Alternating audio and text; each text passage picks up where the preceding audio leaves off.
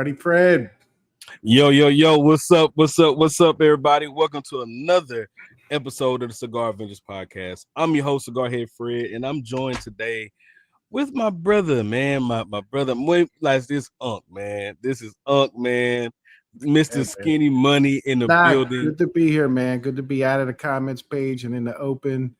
And you hit me and wanted to do something tonight, and I had an idea about a lot of these different videos and stuff like that, and it sounds dope. So thanks for wanting to include me in the conversation, man. And it should be a fun time, man. Let's get started, brother. Yeah, man. And I appreciate you for taking out the time and coming on, man. We really appreciate it. Yeah, I'll be smoking anyway. Yeah. So what are you lighting up tonight? I am smoking an LFD double Lajero Oscuro in the Churchill size. I love these. You don't see them a lot. I grabbed this one from our people at Jack Schwartz a little bit ago, and this is definitely a great cigar. I just wanted something a little strong tonight, but just the great tobacco LFD. I love their tobacco. I love the Oscuro blends they do. I like it in this size a lot. Just had some coffee, drinking some red wine. It should go real nice, man. A little earthy. Oh yeah. Now I got some coffee tonight too. Shout out to Bones Coffee Company. And also I got good old water. Mm-hmm. Good old water. And I'm gonna light up this I'm gonna light up this Purple Pledge here. We'll see what it's about that one. See what it's about. Yeah, come up with it. I told Steven I was gonna smoke it. I told him I was gonna smoke it. So I'm gonna smoke it tonight. I'm gonna let him know what I think about it. But first thing first, man, what's up, Darshan? Darshan is in the building. What's going on? What's going on? Oh, and look who popped in. Skinny.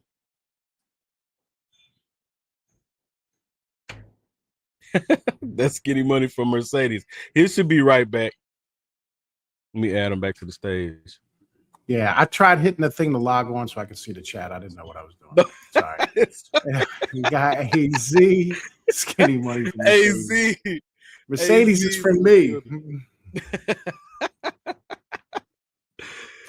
Listen, y'all drop what y'all are smoking and what you're drinking. If you are drinking anything in the chat, I'm finna go ahead and get cut up and lit up.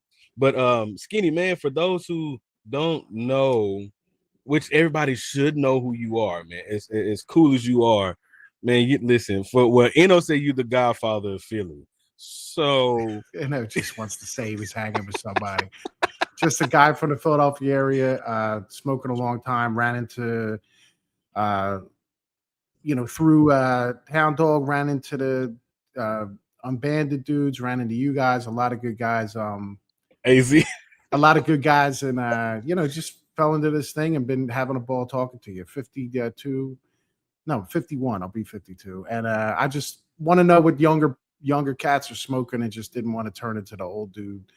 Still smoking old dude stuff. So I want to stay around with you guys and be around. You guys are all cool dudes, man. I love it. Oh man, listen, man.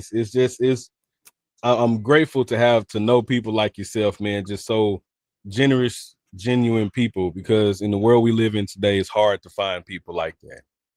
And so to hang out and smoke with you, man, it's a blessing, and I'm truly thankful for the opportunity, man. Thanks, bro. Everybody shows me love. I don't know why people say it's hard to come by. I meet a lot of great people every day, man. It's man, I'm gonna be honest, man. I'm gonna be honest. I'll put it this way. In from what I was always taught, always be careful, and always have to treat people with a long handle spoon. That's something that my dad always taught me, because you never know what someone's true intentions are. But with you, I'm gonna be honest with you, man. You're honest. You're upfront. You tell it how it is. Yeah. It's no sugarcoating it. It is what it is. Let me shout out my girl Agnes in the chat, man. Thanks, Agnes, for stopping in and saying hello, man. She, good babe. Thank you so much.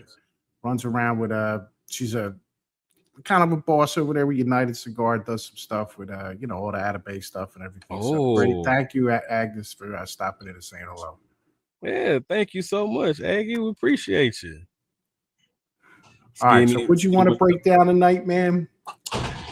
So we're gonna break down some stuff Yes, baby. Yes. Sorry. All right. So first things first, before because NO is on the way. NO will be here pretty soon. One thing I wanted to touch on was we talked about some PCA stuff right now. So it was some drops, some cigar drops that I was I was excited about. Some stuff I was excited about, some stuff I was like, man, I'm kind of in.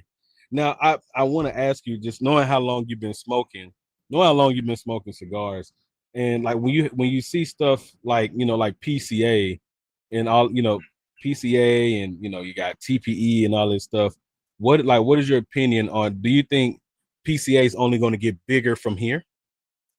I don't know. I mean, I don't know. I think it's everybody has like trade shows. I go to stuff. I'm in the car business, so there's stuff like that. I personally don't like going to the. I don't even go to the trade show for the car stuff. I Yeah, don't even bother with it. Um, you know, this one turns into a big event. I think it's cool that the industry has it. It's like a big thing for them, and I hope everybody does business and does well. I know a lot of people go down there on the like, social tip because cigars are social, so they turn it all into that. But I don't know. I mean, I don't unless I was in the game, it'd be the only reason I go there. And I'm not trying to get in the game. You know what I mean? If yeah, I ain't making no bread, I ain't worried about it. And I hope they have a great time. I love seeing the stuff. I think everybody does good coverage mhm, that puts stuff out there. So it's cool seeing it. It's a lot of fun, man. I mean, I like watches and wonders every year. You see all the new watches, but I ain't buying 100 yeah, watches a year. Like I don't have that type of bread, but it's cool to see it. And I'm glad that they have their thing. And so every industry has it. PCA, you know, it's a major thing. So I appreciate them, and I love the show. I love the booths, and the fact that they set all that crap up for like a 2-day deal. I mean, that's yeah, a lot of work. I'm glad they still do it. I like seeing boots on the ground. I like seeing people talking to people. Like I like the business is still like that when everybody knows, oh, we can get this done through a phone call or email. Like I get it, but like everybody likes seeing that. They like that energy. They like seeing the people come together for it. And I don't need to be there confusing what those people are actually doing since I ain't in the game. So, yeah. I but I'm see. glad the game's got it. I'm glad the game's got it. Yeah, for sure. I think it's I think it's something that we definitely need, and it's something that I think me personally I think it's gonna get bigger every year, especially now because it and shout out to Nashville because PCA they just signed the approval to have PCA in Nashville, so I think that's pretty cool, man. Like, I think that's pretty cool, and just to only see just to see it spread more, see PCA spread more. I want to see them go to. Yeah, but if it turns into like a consumer event, it'll get played out, and then all of a sudden Oh people yeah. won't go. So like, the New York City Car Show used to be huge, and car shows used to be huge, and like the New Mhm. York City Car Show would be, they would do the first couple days, and they wanted it to be people in the car industry, and then like it just started getting priced out of control. It cost too much money to do the displays, cost too much Yeah. money to bring cars in. It started getting, consumers just wanted to come in and get in the cars, and then bloggers wanted to come in and get in the cars. And at first, the brands were like, "Yeah, let's do it, let's do it." And then it just got to the point where the cost, the amount of people, the aggravation of it just got so out of control. The car, they just said, "Forget it." So now it's like nobody really cares about the car show, and they don't wait till then to release new products. So I think that the industry should protect what it has and make sure that Mhm. the cats are there are like bona fide in the industry or bona fide, media to a certain Yeah. extent from amateur through pro. Like I don't think they should shut anybody out, but that show needs to be that show, and they need to keep. You start having fans over there trying to take pictures with people, man. It ain't an Yeah. industry show no more. It's just it's the big smoke on steroids, and that ain't fair. People are trying to do business. Let them do business. Right. I totally agree, man. I can only imagine if they did open it up to some, a lot of Rocky Patel fanboys. They come up, Yeah, I mean, you but know. like Rocky got to talk to his people. Like he's got stores that are selling. He's not going to go touch every store in the country that sells his cigars, but like anybody that wants to go see him and get at him, and I'm sure he knows the accounts. Anybody does. These guys know all the accounts they got, so they Yeah. should, they should give a place where the brands can come and talk to these people. Like we have national conferences for every, when I represented Jag Land Rover and Mercedes and and you go to these places and you meet the executives and you hang out. I ain't asking them to come to my store. They ain't going to 300 something dealerships. Go to the national conference and talk to them. Go get at them. So I love it, man. It's cool. Now, and also I want to ask you this too, because you are a huge supporter for CRA. And I tell people, I've told people, hey man, listen, if you haven't signed up to be a member, sign up to be a member. I don't know them. I don't know the people. I don't know what they do. I've reached out to them a couple of times. It wasn't like any great reception. I just think that they are, one of the top lobbying groups for it. Right. And you need lobbyists 100% on your behalf. And every one of us smokers is spending money on sticks and boxes and this and that. And they want $50. I mean, let me tell you, man, in a year of cigar spending, $50 for anybody, $50. I don't care what you're buying, it ain't a load of money. And if that's what they're thinking is going to give them something, where if they did the math, if they'd say 1% of the population smokes cigars, if we can get 1% of the people that smoke cigars to give us $50, we have this much bread, we can hire these guys, because you need to have lawyers. You got to be lawyered up. You got to have people, in DC flat-footing it. And hopefully they manage them effectively. I don't know. I think CRA should be a lot tougher. That's why I love seeing Carlito in on it, and Rocky, dudes that got their bread in it, not just guys that are, going and hanging out at cigar events and saying that they're with or whatever. And I don't know these people. I'm just saying, yeah. You better have your stuff together. You better have somebody hitting for you. You got to be. You got to have somebody in your corner. Yeah, you got to lawyer up for any problem you're going to have, and the industry needs a powerful lobby. Yeah, that's true. That's true. I mean, it's kind of like, it's basically kind of like that cover your ass thing, man. That CYA, you got to have somebody. Yeah, and if you're not represented with a group of people, no politician is going to listen to you. So if you don't represent blocks of people that are registered, that paid a fee, that's showing validity. So if they don't have that, if they don't have a registered list of people that are dues paying members, they don't think that you exist. They don't say, oh, this many we're representing, fictitious people. Nah, dude, you better, this is what talks, man. Smoking an LFD double Lajero in Churchill size, Oscuro joint. Love them. Man. Also, I want to give a shout out to our sponsor. Shout out to Small Batch. Shout out to Dave. Shout out to Drew. We really appreciate you guys for allowing us to be a part of the family. And shout out to them, man. I don't know if Dave, if one of them somebody's in China or Japan right now smoking a Val. That's what I saw. No, that's our boy Bill, or he's in China. I don't know who's. Was that Bill? That's Bill. That's in China. Yeah, Bill's up in China. He's doing a trade show. He's Bill's in the garment business. Okay. With that company called Something Inc. They do hoodies and T-shirts. So like the Flyers game tonight, everybody's got a T-shirt on the chair. Bill's company does a big job like that. So he had to bring them in the stands, 30 something thousand. So they got 30,000 T-shirts made up, bring it down there and put it in there. So, a lot of the stuff with the garment, especially those types of garments and Chotskys and all that comes, through companies like Bill's and a lot of that's China, man. That's what China does. They produce stuff, they produce that type of stuff. So he's down there for weeks, bro. He's gonna be in China for 2-3 weeks. Wow. Yeah, man. And that's cool as hell. That's cool as hell, man, to be able to, travel abroad like that. Especially for work, man. That shit is cool as hell. I ain't a travel dude with it. No. Never got off on traveling for business, never thought it was cool. Really? The hotel and it. Yeah, dude. I think it's whack. Super whack. Not interested. People I understand. People love just eating on an expense account and acting like they're doing. I think it's the stupidest thing in the world. I ain't I want my own bed. I want my bathroom. I want my shower. You know what I'm saying? Yeah. Get out of here. I want my lotions, my face routine. Fuck out of here. Yeah. Oh shit, man. All right, so here's some. I wanted, for those who don't know, if you weren't at PCA, here's some brands that are, they're adding some cigars to their line. You got the Octane series come from AJ Fernandez plus the Alliance. For a lot of people say it's a power move for AJ. We got the Octane series, which is supposed to be designed as high performance of bold flavored cigars. Which, in my opinion, AJ already makes bold flavored cigars. They're pretty goddamn bold, in my opinion.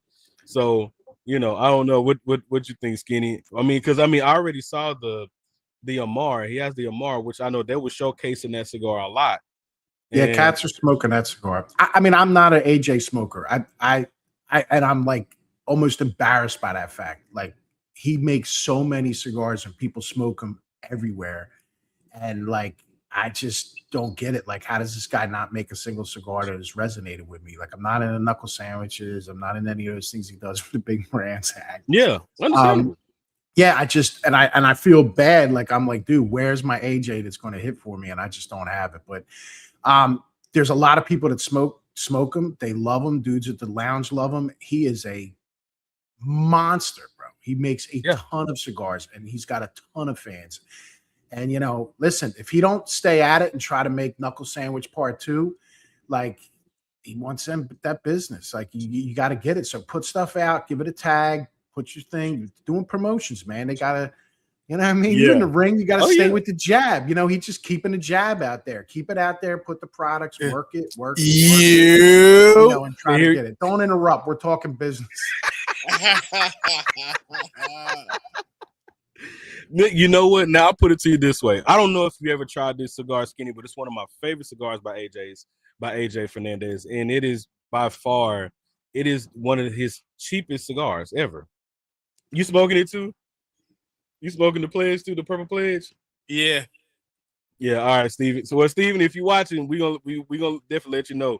But the cigar by AJ is it's called the Nicaraguan series. And it's the blue and gold. It's a blue and gold label. The cigar is about $6. It's about a $6 cigar.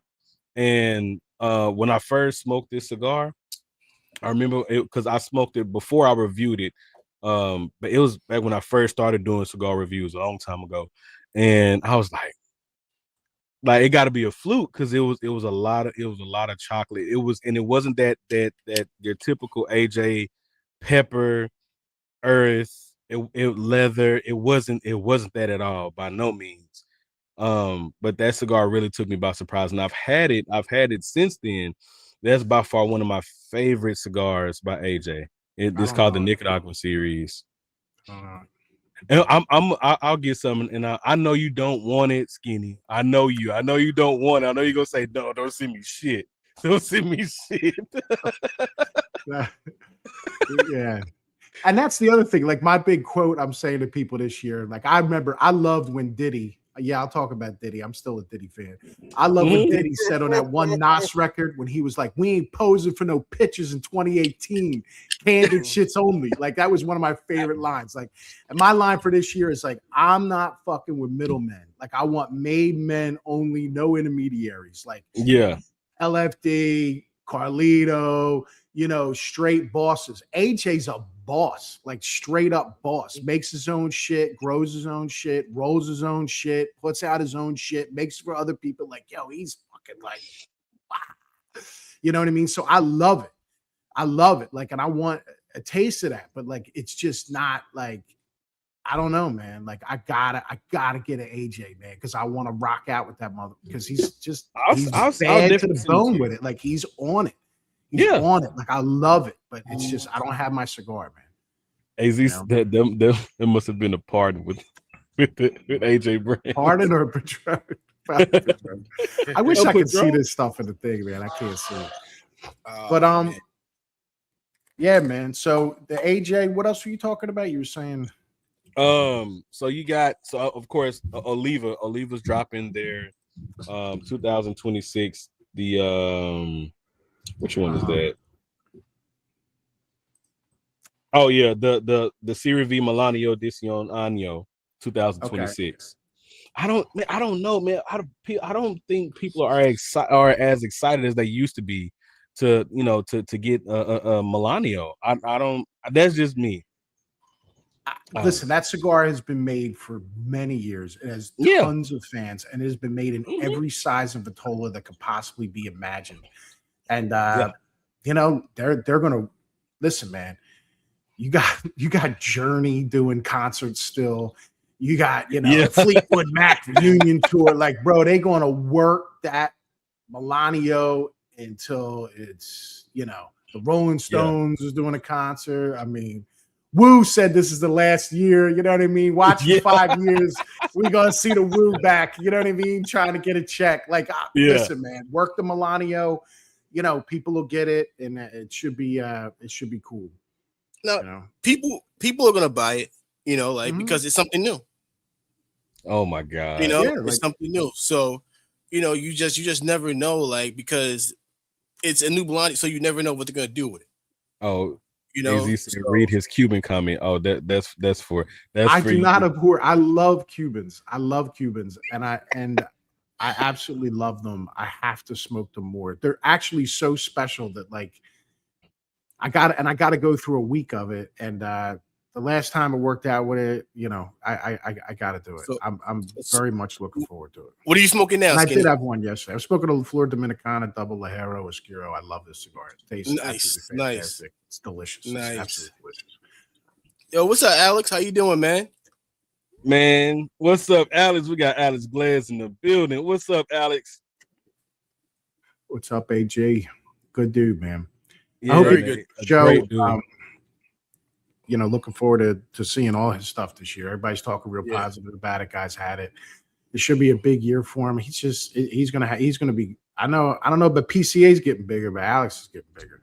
Yeah. Oh yeah, for sure. Now I'm excited because we are gonna have Alex back on the show again. He's gonna talk about his, I know for sure, his anniversary cigar and talk more about his PCA experience and all the other good stuff. So we're looking forward to having him back on the show with us here pretty soon. So I'm really excited to talk with him more, especially because I mean, I've smoked the Jamie Foxx and Skinny. I know you have you smoked those two? I have them. I haven't smoked them yet. I have definitely. I've smoked both, and I mean, I like one more. Of course, I like the Ray Lewis more than the Jamie Foxx, but they're both still good cigars. And but super excited to get him back on the show though, man. But all right, so check it out. We're gonna get into these videos that I have now. We're still trying to work out the kinks with trying to get these when I get these videos. Hold up, before you get to the videos. Wood. I was with my boy Matty. Oh yeah, go ahead. You with Matty Rock. Yeah. You know, so I was down with my boy Matty, and he was talking big about the new Underground coming out. What, the El Tigre? Yeah, he said it's not. He said it's nothing like he says it's not like your regular Underground. It's gonna be something totally different. So now, see, I've heard that. Of course, you know Pedro, which Pedro's my guy. Shout out to Pedro. I love talking like Pedro because it's funny as hell to me. But Pedro said, "Fred, when you get this cigar, you're gonna like it. I'm telling you right now, you're gonna like it." I said, "Okay, cool." So okay, cool. He said, "All right." So of course, I'm very interested, very very interested in it. I heard a lot of people at PCA really enjoyed it as well. Some trusted palates like it. So yeah, we gonna see how that goes. And one other thing, I seen a comment about PCA and the Marriott. See, now if you don't go with Hilton, you don't go with Hilton. You go with Hyatt. That's number one. let them know, Skinny. You repping the company. Hyatt. That's right. You've been what they employ great people, like, you know. I'm just saying, for a long time. And I stepped in a lot of Hyatt. Listen, you know, as long as you keep giving me the discount code, man, for my trips to Greenwich, man, that's all. Anytime. You know how my little nickel room for like a 240 piece. Yeah, you know. Listen, it goes from a 240 to like a 110 piece, man. Well, for me, I'm the friend. You like. Nah, don't. Hey, listen, Skinny, for you, I will go up myself. If it's comp nights, please don't come up, please. I will come up there myself, check in myself, and give you the free room. Listen, I'll go right from Greenwich right to New Rochelle. It's a 20-minute ride. So I'll go back home, chill with the boys. All right. You know. Oh, Like, now I wanted to ask y'all too. What do y'all think about the? Because I know Placencia is dropping the Triunifal. I think that's how you say it, the Triunifal. And now, so for what I'm hearing, that this cigar is supposed to be another version of the Ethifal, but they said that this cigar smokes better than the Ethifal, from what I'm hearing. I'm mad sus of it. It's all Honduran this time, and I'm like, I'm not like a crazy like super Honduran dude, and I'm not picking on Yeah. Honduran tobacco. Like I'm going to smoke it, but I'm not blind box buying a Honduran Placencia. And people like those 150 whatevers and all that stuff. I never was like crazy with them, and there were some good ones, but Yeah. for $700 to buy a box of it, I'm a dip on one, and then if I like it, I'll get a box. hey, Yeah. listen, that Ethifal. All right. Okay, bro. I still got mine. And Steven, don't be, because Steven already damn near about cussed me out because I still haven't smoked Fred, the stop Ethifal yet. sitting on it. I'm telling you. Not the last That- Ethifal I had, but the one before that I smoked when the Birds won the Super Bowl, man. All right. See, he just had Smokey. now, look, see, he just had to say that, we said we said the first hour, bro. The first hour, we weren't gonna talk no sports just yet. We weren't gonna talk no sports. Listen, I wasn't sports. We're talking about the Ethifal. No, I want to hear thank you, Jerry from Skinny. That's what I want to hear right now. I want to hear thank you. For He not what? gonna you about to say Because first of all, we went He's going to sell the team, and there's going to be competition in the East again. Listen, we did y'all a favor. We went up and told and gave Mike McCarthy. Let's stick to cigars. A lot of cigar people. Hey, man, listen, whatever, Skinny. I want you and Peter to say motherfucking thank you for giving me our receipt. Thank you. Yeah. God damn, man. This shit is hilarious. All right, so I'm gonna get into this video real quick. And so y'all forgive me because I'm trying to work out the kinks with getting the video to play clearly, but you'll be able to hear it clearly. So the first one we're gonna talk about, we talked about, for those who saw on Instagram, I put, I want to talk about, what brands, because people think that some brands are overrated. And I think personally, my opinion is this. For those, because I know some people have made the comment that a brand is overrated, but they've only smoked one cigar from that brand. Me personally, if you've only smoked one cigar from that brand, you can't say a brand is overrated because you haven't tried everything from that brand. So that's just just my opinion on it. But I'm gonna play this video, and so Skinny and I want y'all to let me know what y'all think about it. Okay, it should be most overrated cigar brand absolutely has to be Davidoff. Davidoff does produce some amazing cigars, but in general, they have developed a brand. They put it next to the Rolex shop. They put it next to Party A. It's about the label.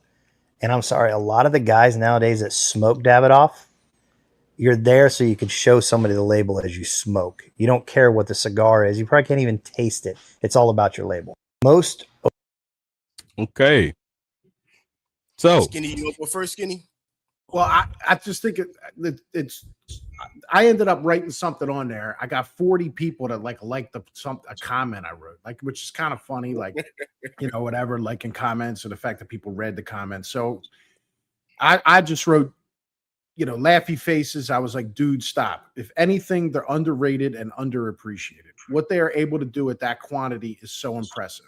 Every dollar spent on Davidoff is worth it. I hate him as much as anyone, but you cannot for 1 second deny the expertise on so many levels. So here's what I'll get into about that. So I do think that they are underrated, and what they do at a quantity is unbelievable. The fact that those 4 white labels that they make, absolutely very impressive to have 4 very nuanced, Ecuador, Connecticut cigars with very different profiles. I've smoked enough of them that I believe that I can smoke and identify them, and I'd love to do it with myself, but I don't feel like spending $100 on the process. Well, I do actually. I just never did. So Anniversario, and then to do the Anniversario and do the Anniversario and do the Colorado Claro of that, which is the same cigar, just different wrapper. Anniversario is a great product. Grand Cru is an unbelievable product. Signature is exquisite, just incredible. They crush white label. Then you go on the black label. Now you got 4 of them. You got Nicaragua, you got Yamasa, you got Escurio, which I love, which brought Brazilian to us. And then 10 years has gone by, and now we have the Puro Dominicano, which is an unbelievable fantastic cigar. 3 really cool Vitolas, the whole European thing. Like, they're bringing that cigar out as a Dominican Puro for $20-something with Davidoff construction, with Davidoff presentation. The things that the displays they make the people have in the showrooms in order for them to have it. It's a very impressive business. They're LEs every year. Sometimes they're great. Sometimes they got to miss. Like, you all right. Like, I mean, you know, the Bulls dropped 10 games. You know what I mean? Like, it just is what it is. Like, you're going to put a cigar out. It's not that cool, whatever. Yeah. You know, they're an unbelievable company. Like, there's no way I'm going to say that I'm not smoking a Davidoff for somebody to look at the label. If there's people that do it, like, so what? That happens with any brand that means anything. Like, it's just, there's people that wear Rolexes because they want the brand. And, like, honestly, that's kind of why you wear a Rollie. You know what I mean? Like, I don't know what to tell you, but, like, you don't need a Rolex to tell the time. Right. You know, I don't carry an iPhone because Apple's a great brand. I love how the iPhone works. And then like, you're an Apple dude, you're an Android dude, you're the, you know, whatever, dude. You know what I mean? Like, the shit works. And that's why I like it. And I'm going to tell you, Davidoff, the shit works. Like, that shit works. Like, if you want a great Connecticut, you're going to have it. Their Nicaragua is such a cool, way different, high quality expression of Nicaragua tobacco, because there is so much tobacco in Nicaragua. There's so much of it that's made fast, fermented fast, this and that. You can tell that is like it's just feels something slower about it. Like, it's just a sexier version of that taste. Like, and then they got it in box press, they got it in a round, they got the diadema. Like, bro, like diadema. Like, bro, like, who does that? Like, they are insane. And then to do it at that type of quantity, like, you're gonna have to pay for that. And then he says, you know, they put it next to the Rollie store. They put it, like, of course they want to make a brand. Like, of course. Like, who doesn't want to make a brand? Everybody does. You listen to PCA, they're talking about it from a trade, you know, show perspective. They're saying that, you know, we position this product like this. This is what the packaging looks like, because packaging's important. Like, what the heck you want to tell you? Like, you got Fat Joe, like, yo, I'm the red box king. You know what I mean? Like, they want, you know, that's it. You got a red box with fresh Air Ones. Like, it's packaging. You know what I mean? Like, it's cool. Like, it's all part of it. Just like Agnes is saying right here, just cut it, light it, and smoke it. You know what I mean? That's it. They are a fantastic, fantastic brand. They should be very appreciated. And when I wrote in my comment that, like, I hate them as much as anyone, I just hate when the branding gets to the point where they're trying to, like, make smokers. Like, to me, this is what I say. You watch that show Succession on HBO. Like, it was a cool show and I really liked it. But, like, it feel like they're, like, positioning the brand that, like, you're one of the Succession kids smoking a Davidoff. Like, it's not. I remember when I was smoking Davidoffs in, like, the late 90s and early 2000s. Like, that was a brand for, like, we had all our money in. We were trying to get money. We were trying to become grown men. It was an aspirational brand. Like, we were smoking Davidoffs. We were doing our thing. We knew they cost a little extra. Like, but we were having fun. Like, guys having fun. Cigar smokers having fun. Cigars are fun. And Davidoff now is, like, making it like I'm supposed to be some Euro inherited money type of kid or so. And I'm just like, I ain't down with it. Like, I don't think that they should only necessarily position themselves like that for what they do, or make it some European thing, because America owns the market. The UK is like they don't even want you to, like, my son will not be able to buy a cigar in the UK. Like, he was born in 2009. Like, what are we talking about? So I just ranted, but, like, I appreciate what that guy's saying, because I think that there are people that do what he's saying, but they are not an overrated brand at all. They're underappreciated. They make unbelievable cigars. But they were made by Henke Kellner. They came to Henke with an idea to make this incredible brand about luxury and all that stuff. And Henke and Eladio, specifically Henke, made the process. Eladio did a lot of the blends and blending, and they made that industry. Davidoff, the company, came up with the idea for what they wanted to do, but it was actually Henke that did it and made it. And it's really big. And bro, what a brand. Like, what a brand. But I do wish that Henke was still in that shit, man. That's my man. He bro, he did it. Like, God bless him. 80th birthday, great cigar. His son Klaus, like, is taking it. Like, I love it. I love it. I love how this business is played out. Like, I love it. Yeah. Yeah, You know, what what you want to go think? first, Freddie, or you want me? No. Y'all go ahead. No, go ahead. All right. So, I think I told you the other day when we was on the phone. Like, you have to respect Davidoff to a sense that they've been around since the beginning. You know, like since the 80s. You know, and also too, you have to respect that their clientele was always business. It was always suit and tie. That's the people that they really want to attract. They really wanted to attract suit and tie business, you know, people who work, you know, in those industries as a type of, you know, Rolex or, you know, just upper class. You know, and that doesn't mean that the average man can't smoke it. It's just like you want to be known as the elite. Right.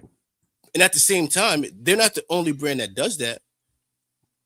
You know, like, because Padron does the same thing with their price tags on their stuff.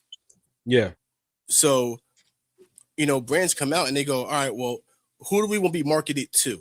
It's all about the marketing. Pricing and branding, I think, can be like two different conversations because, like you said, you know, the pricing's one thing, branding's another. You know, some of that can go hand in hand, but like this LFD, like La Flor Dominicana is not expensive cigars. No, and neither is Tatuaje. And Tatuaje, of course, is like the, you know, the dude bro and the black hoodie and the tattoos and all that stuff. But the cigars are beautiful. Yeah. And La Flor Dominicana is not expensive, but you know, I think should have and could have gone there for a long time, but incredibly reliable product. As beautiful. Well, I don't feel any different smoking a Davidoff than smoking an LFD. This cigar is absolutely, they're incredible. I think the one thing is that you have to know your clientele. You know, you have to know your clientele, and LFD does a good job of staying not too expensive, but staying in that price range where, you know, the common man can go and pick that cigar up. You know, like, and the thing too, and it's like she says, it's a legacy brand. So when you think of legacy brands, you think of LFD, you think of Padron, you think of Davidoff, you know, you think of those brands as legacy brands. I see Green, I see Fuente, Mansky, love him. That's my guy. You know, so that's the thing, and the one thing is, like, you have a lot of people who I think a lot of people do it backwards that come into the cigar industry, where when they first come out, the first thing they try to do is consider themselves a luxury brand, and the problem is that you don't have that clout, or you don't have that clout or that reputation, because like if you're a new brand and your first cigar you come out with $24 and we go, oh well, we're trying to reach an upper scale clientele, you can't do that, because but that's just kind of what they're saying. I don't want to interrupt. I just like these. A lot of these boutique guys, you got to remember, man, they're the last to get paid. So it costs them more to bring a cigar to market than it does, you know, a Fuente or a Padron or whatever. Like, they actually earn their way into what they have. Like, look at the iPhone, right? I bet you they had more money tied up in making the iPhone 1 per unit than this unit is. Yeah. But as they build the infrastructure, it becomes less costly for them. So it's not going to. So if you're, I'll just use Ferry Ortega. Like, he'll get a cigar made by Plasencia or a cigar made by Casada, but like, he'll sell the cigar, but he's got to like buy the cigar off of them, buy the box off of the other one, buy this off of that. The retailer's got to get their rip. He's got to do promotion. Like, the last person to get paid is him. Like, the legacy brand ended up making money before the actual boutique did. So they have to charge more. So their gateway to entry is higher. So once you get to a certain point, like, and I think people that have been around 10 years boutiquing it, like Saka and Foundation, like, I don't know how you scale that business at that point. Like, are you going to get fields? Are you going to grow tobacco? Like, what do you do? Like, it's hard. So you're going to pay more for a boutique cigar. And we should put that in mind. Like, don't compare a $20, Ferio to a $20 Plasencia. Like, to me, it's just different because he's going there, and with great relationships through these blenders, he's able to go into their factory and blend it, and that costs money. He's got to buy a plane ticket, he's got to go down there, he's got to do that. But so, like, I think, but I don't mean cut you off, Skinny, but when it comes to Hirschclocks, like, he was a Fifth Avenue guy. Yeah. So for him to go into that market, like, he was already motherfucker, man. That's a smooth shit. Like that's who he is. Already like, he's been rocking blazers for 20, 30 years. He's been down there flat footing with all them people. Like, honestly, like, that's kind of that Davidoff vibe I was talking about before. Like, he's a product of that. You know what I mean? Down and like, so that's like, he's a dude. Like, he's a dude. Like, he's a guy. He's a guy. Like, he's not the, like, the mysterious Davidoff guy, sipping on a 2000, in the high end district. Like, bro, like, it's Manhattan, dude. There's cars honking and shit. People smoking weed walking by. Like, but at the same time, but he also took over He also took over the line for Nat Sherman. Mm-hmm. So Nat Sherman was already known, and kind of had that rep. Yeah, the only thing he added was the Ferio table to a few of them. Yeah. So he was already in the game, right? In a sense, he was in the game. That guy's underappreciated. If anybody's underappreciated to me, it's Michael. So even by a lot of the industry, they just take it for granted, like he's always around. Like, that guy is absolutely, and I love him because I'm in retail. Like, I'm not in production company. Like, I don't work for an automobile manufacturer. I work in retail. And I love people that come from retail, and he came from retail, and I love that. Like, I love that connection he has to the smoker. Dude, that guy has buried customers. He's had Christmases, watch him had births, been there with smokers. You know what I mean? And like, that's his constituency. You know what I mean? Not, the guy that runs Davidoff is in the coffee business. And I'm not slating it. Like, he's an executive, but the people that they hire, like, let me put it to you like this. If Carlito interviewed to run Davidoff and he wasn't Carlito Fuente, but he was still the same guy, like, you're not getting hired. Like, they're hiring a dork. Like, they're hiring the corporate, haircut, everything's right. Like, that's who they hire. You know what I mean? Like, you know what I mean? Like, they're not going to hire George Padron. They're not going to hire, the dude that runs DBL. You know what I mean? Like, they're hiring a certain look. They're hiring an executive type guy, a college guy, and this and that, a guy that ran these companies that do production and scale. So it's not always fair for us to, judge that, because these are large corporate conglomerates, international businesses. You have to know a lot about that. But there's so much that ties into it. Marketing isn't evil, man. Marketing is. I mean, that's the biggest thing I'm scared of with, like, my son, is he becomes a man. Like, marketing is a multi-trillion-dollar business designed to take his money and make sure he never has money. Right. I would say this. I probably ran. Oh, go ahead. I was gonna say I probably ran into Hirschclocks maybe 1,000,000 times, and probably never knew who he was, because my hotel. Because you gotta remember, Hirschclocks worked right around the corner from me, so he probably came to my job 50 million times. I had no idea who he was. So I ain't smoked cigars at the time, And back then, when Nat Sherman was open, we had a coffee shop, and he probably came to my job 50 million times and never knew who he was. He's a vet. He's a vet, dude. Yeah, he's cool. He's cool as hell. He's a great, and as an American blender, like, there's some good American blenders now, which I think is really important. He is tops, man. So he's doing a phenomenal job. Suma, he's really doing a phenomenal job. Generoso, love, elegant, like, bro, the dude, like. I got a question. I got a real quick question for you, Skinny. So, like, when you talk about marketing, you feel bad for your son. Do you want your son to go into retail? No. Retail's like way too sketchy at this point. Like, we don't even know what retail is. Now it's like e-commerce never even existed. Now, like, e-commerce is retail. I mean, and look at that. It's like a race to the bottom. Like, and I don't want to get into the whole, like, discussion of it, but, like, things like, that's fine. What Cigar Page is doing with, like, pricing on stuff. Like, I think it's terrible. I'm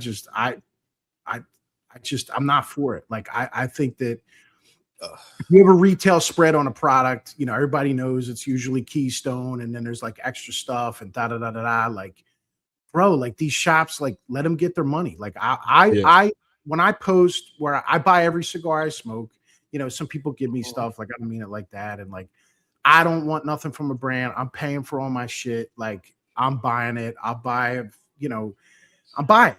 And I want the shop that I buy it from to catch their lick on it. Like when I posted I smoke a cigar and I bought it, I buy Baccaras for full list from Tobacconist to Greenwich, and I don't give a shit what people think. Like, you know what I mean? And it's not because I got a mad bread, but like that guy, you know, I'm about to go to Titans Tobacco. I'm gonna pay to go to that event. I'm about to. I'm gonna ask that event. Like we're gonna get around. Like we're gonna be around. Like he is flying to Nicaragua. He's flying to the Dominican Republic. He's collaborating with these owners. Like, how do you think he buys that shit? He buys it with the money off of when we buy product from him. And now I'm gonna get to have the biggest premier events. I'm going to have curated cigars for these events. That isn't just like, oh, here's the cigar we gave you. Like, no, he like tasted that stuff and made sure it was good and did like they're doing the work. Like I'm going to pay. Like that's fair. It's 100% fair. Like that is what they need. So I'm not running around trying to find out who's going to sell some stuff with the craziest coupon code in the world for whatever. Like, dude, you're missing it. Like you're missing. We don't even need all them cigars. So Skinny. So my question: are you against all online shops as far as like the discount places? No, I can't say that either because wholesale has a place in the business. So let me get back this up. In the car business, like we wholesale cars. I'll trade in cars that are pieces of shit or cars that are like 120,000 miles on them or whatever. Like I'm not selling that stuff.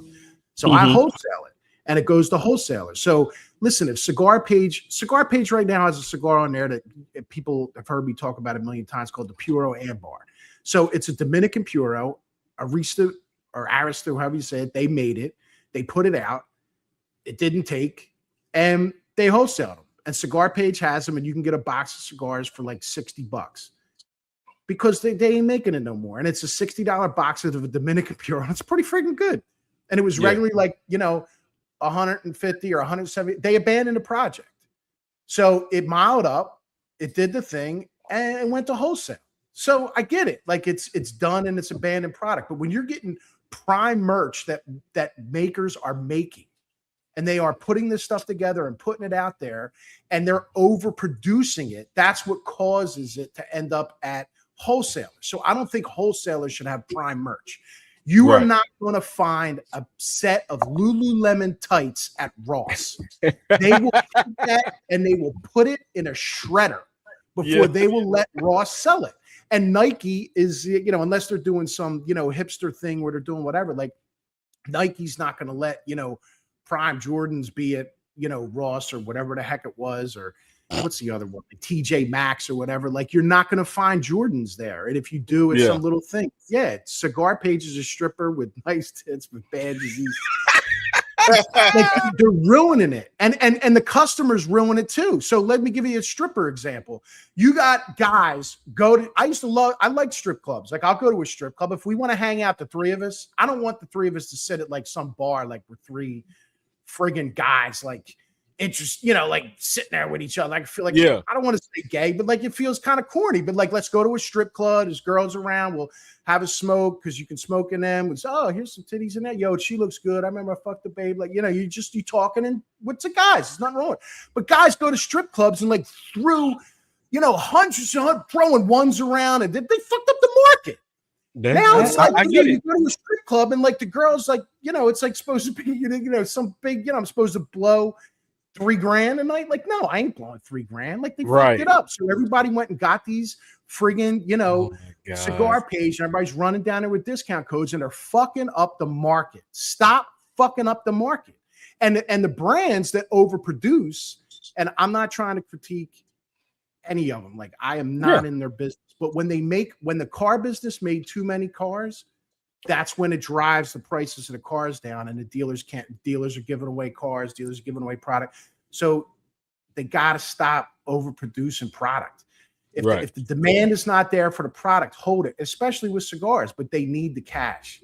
So they're cashing up, they're taking it, And no shade to strippers, man. I love Hey, them. I yeah, want for them sure. paid for Yeah. work, but like, they ain't they AZ. Listen, I don't want anybody to buy a car for me. You either paying the money or get out. You know what I mean? I'm not Cigar Page of cars. They ain't no deal. Like, Hey, I don't mean now, anything by it. It's just like we have to now make money. AZ, now Skinny, AZ is the golden boy for Cigar Page. That's and shout out to our make believe sponsor AZ, man. We appreciate him and Cigar Page AZ's for what the they man, do. bro. AZ We is the love man. AZ, He man. loves to put. He knows how to poke in. His sense of humor is second to none, man. That's It is definitely. But I don't know, man. Stop overproducing. Hold the product. Don't oversupply demand. Keep it in line. That's what Porsche does. That's what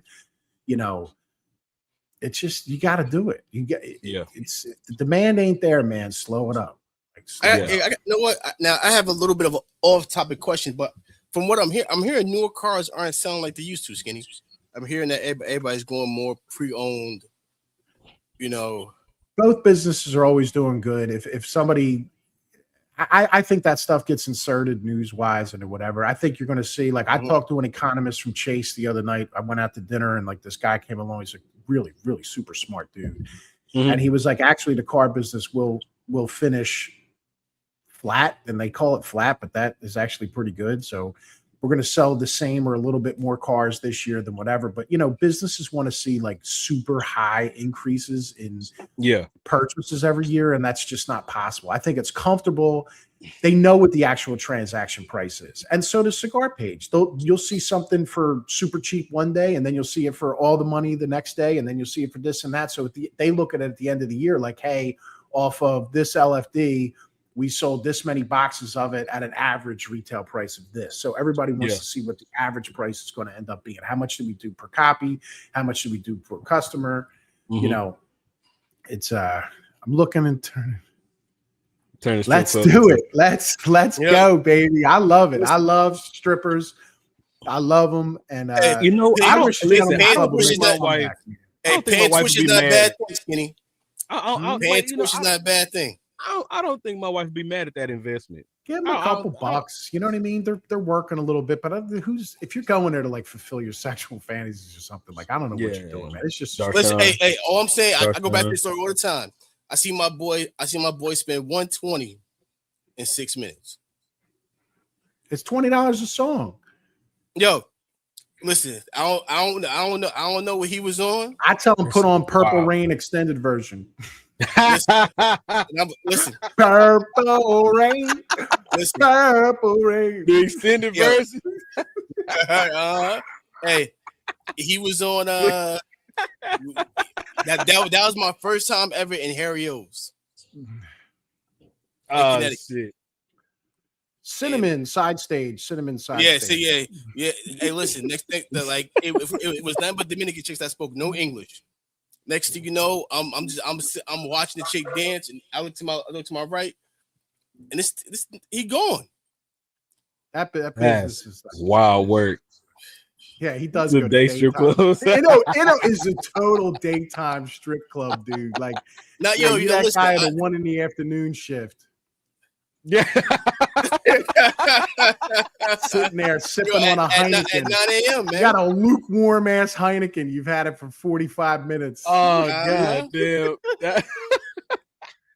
A lukewarm Heineken. That's crazy work. Let me tell you something. Yo, that's his thing. The warm Heineken. All right, I got a story for y'all.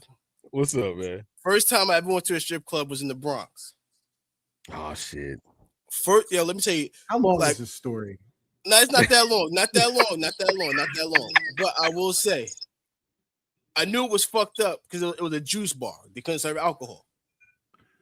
So we go up in there, and they got two bad strippers. And they had three other strippers in there.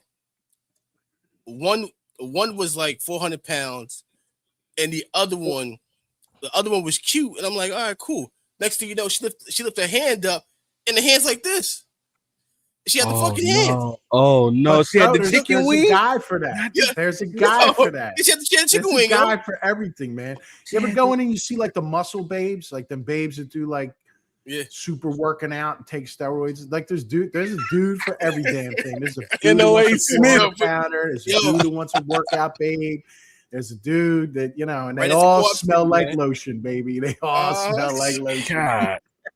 Oh my God! But if she All got right, the let's chicken get back to wing, the cigars. That's Let's get back to the Mhm. cigars. crazy work. Speaking All of- right, so So, wait, Fred, it's what do you a- so what do you think? What do you think of this purple band?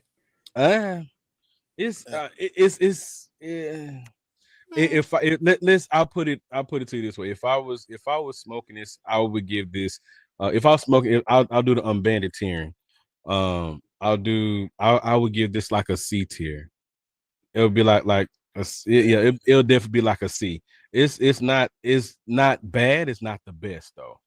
No, But I want to get to this question real quick. And my bad, Joe. But he asked this question earlier. He said, why is there becoming hipster trend in cigars? It's becoming cool to hate on, big legacy brands. It feels like. Yeah, I mean, I could see it. Haters are gonna hate because they But don't it's understand. a marketing edge. You know what I Yeah. mean? And some people want to feel like there's, support the boutique, da da da da da. That's a mission. I mean, it's fine. You can do that all you want, but I mean, I don't have a problem with legacy or boutique. And I think that there's boutiques that do things at legacy companies, which is a lot of times where they do it. And they actually get something very different. I think what Tatuaje does with My Father's Cigars is incredible. And Tatuaje is like one of those, considered like one of the first boutiques. And now you might not consider it a boutique, but what is it? But we're not arguing about that. It's nothing to argue about.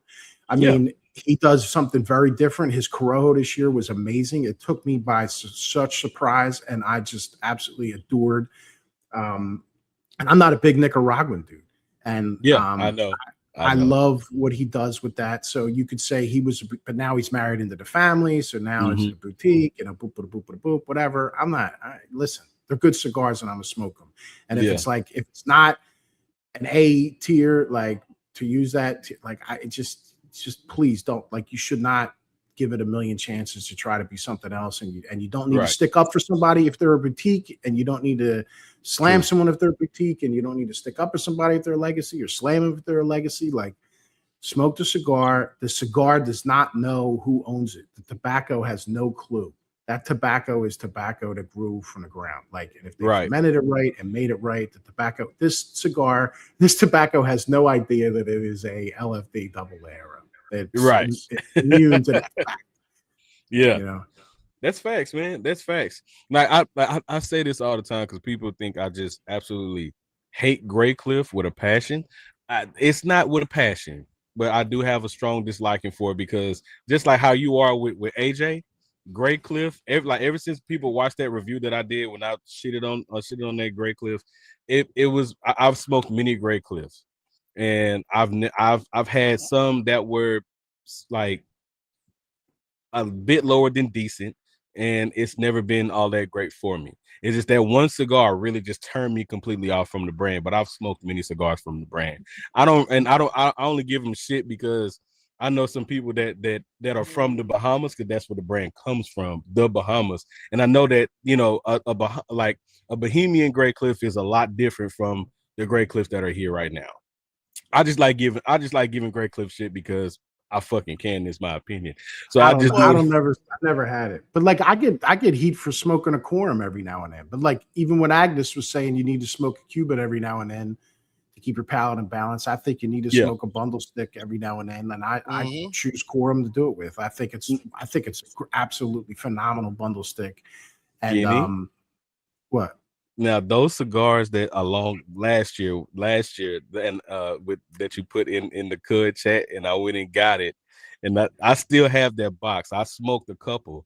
Those cigars are actually good. I know how much you hate Nicaragua tobacco, but those cigars they're not bad at all. I went on a tear. I went on a tear with bundle sticks, and I want to know something about them, and I want to,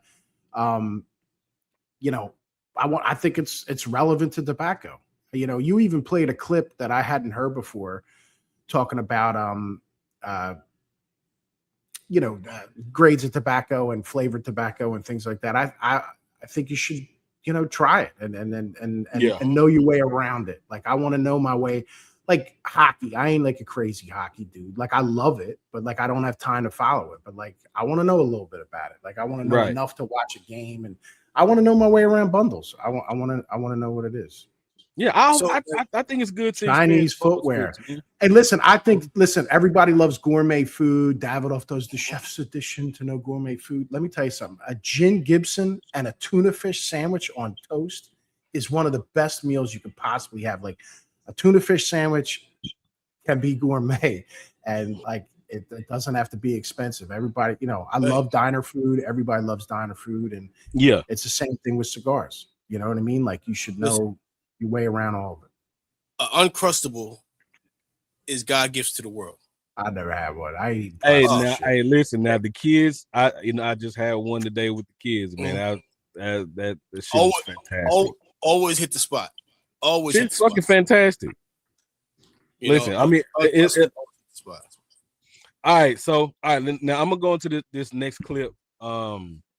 Now, again, y'all forgive me for the choppiness, but if you can hear it, then we're good to go. That's all I really care about. And I want to know what everybody's opinion is on it. And shout out to Michael Paustania. This is a video from him. He was at PCA, and I heard it's a lot more conversations that were at PCA. I didn't get a chance to tap into all of them because if we did, we'll be on this stream for like 6 hours talking about all that. But it was a lot of good conversations. Especially it was one in particular where he had with Boofy, and shout out to Matt Booth, man. We'll be getting him on the show pretty soon too. I'm really excited about that to get Boofy on here. But this conversation in particular, I think is really cool, and I want us to talk about it because I would really like to get you guys' opinion on it, and everyone that's in the audience as well watching. So I'm gonna pull this clip up. Give me just one moment.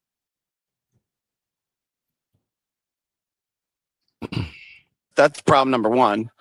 Problem number two is I have an issue with infused cigars not being acknowledged as premium cigars. I think that's a problem. And what's even funnier is that if you read this particular article from the CRA, they say, yay, we won something and congratulations and blah, blah, blah, blah, blah. But if you read the same article from Half Wheel discloses, okay, but here's the problem. Like I don't think that this is done yet because infused cigars are not acknowledged. And there's no, go ahead. Tremendous problem. I agree. Absolutely. Because infused cigars are very, very important to our industry. Yeah, absolutely. And not only that, but I would consider a lot of those infused cigars premium cigars. Actually, every single one that we carry as a cigar retailer, I would consider a premium cigar. Even the ones that retail at $4 or $5. Agreed. The CAA is the ones that are fighting to have the infused put back in. The CAA is CAA. Okay, but the CRA said, yay, we won. CAA, yeah, and PCA went, yay, we won, and CAA is going, hold on, wait a minute. Wait a second, we didn't win. We didn't win because we missed all these other cigars. Right, but the big argument with the CAA is, are they protecting just the big interests of the big manufacturers and brand owners, or are they trying to protect everything as a whole? That's really cool comments, man. Yeah, you mind if I go first, Skinny? Go ahead, bro. Go ahead, bro. So my comment on that, Fred showed me a clip before. My comment to that was the fact that you don't like when you're dealing with infused tobacco, you don't know if that's just shitty tobacco that they just go and flavor it up. Because why would you use your best tobacco? Fucking AZ, bro. Oh my fucking God, bro. Shit, fucking AZ. But my thing about that is just like you can't I don't have a problem with you trying to say that they're premium cigar because all those cigars are handmade. It's just the fact that those things they use like scents and oils on that tobacco. So you don't have to use your good tobacco for infused cigars because that flavor, you're not getting no real true tobacco flavor in it. That those oils and those incense that's used to cure those cigars with is gonna take up all that flavor out of the cigar anyway. So to me, it has its own lane. And that's how it always was. It has its own lane, and that's what it is. Go ahead, Skin. The shops first of all, the shops need the revenue that infused cigars Oh bring. yes, because And it's they a should, huge market. you know, Huge market. I don't think Fuente dabbles in them, but and like Padron, but like it definitely is where a lot of the money that contributes to what Drew Estate is doing in cigars come from that. Here's another thing though. Like Mike from Greenwich, like, you know, I love what he does and I buy everything from him. The first cigar that guy ever had was an Acid Cuba Cuba. Like the guy that I believe runs the absolute best retailer that I've ever, you know, I've never been to an event in California or anything. Like I'm not, you know, small batch, a great shop, whatever it is.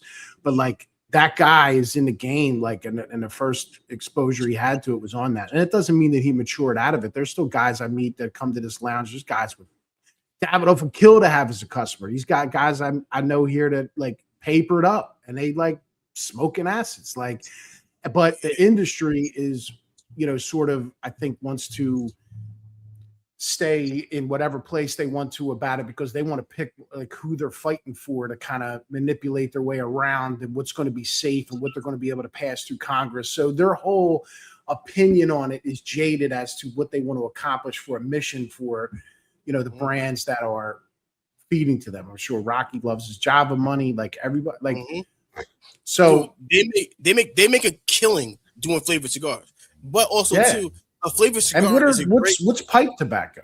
Like, I don't know because I don't know all the processes. Like I know like Perique is a process, and I don't really know all of it. It's a great introductory cigar because my first cigar was a flavored cigar. Okay.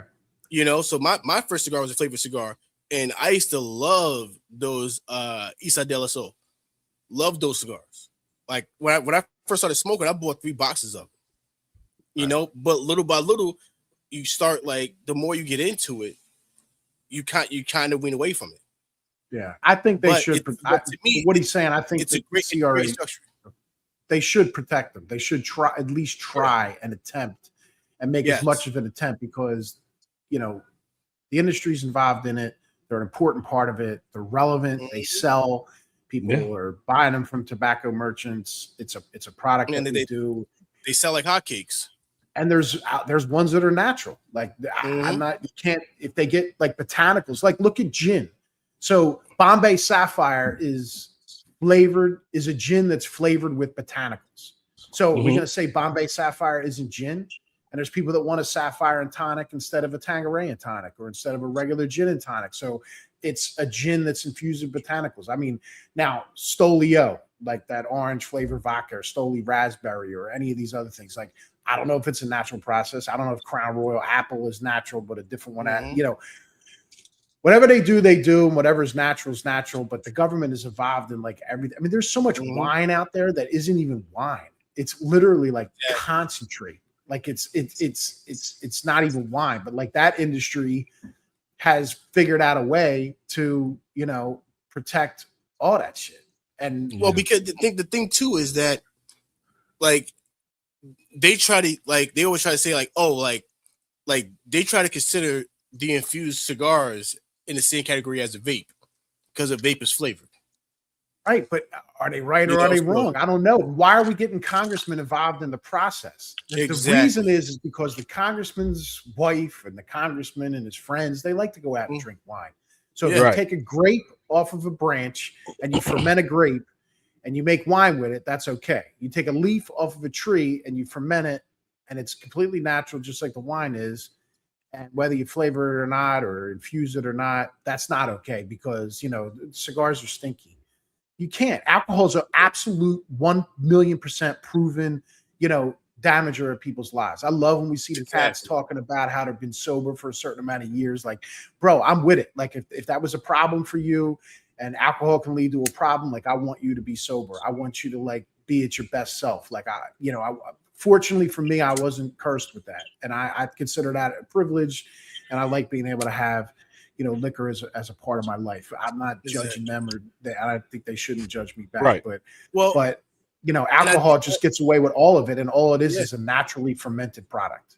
That's my thing about that too is that people like I don't think cigars are addicted. I think all of us here can go 3-4 days without a cigar.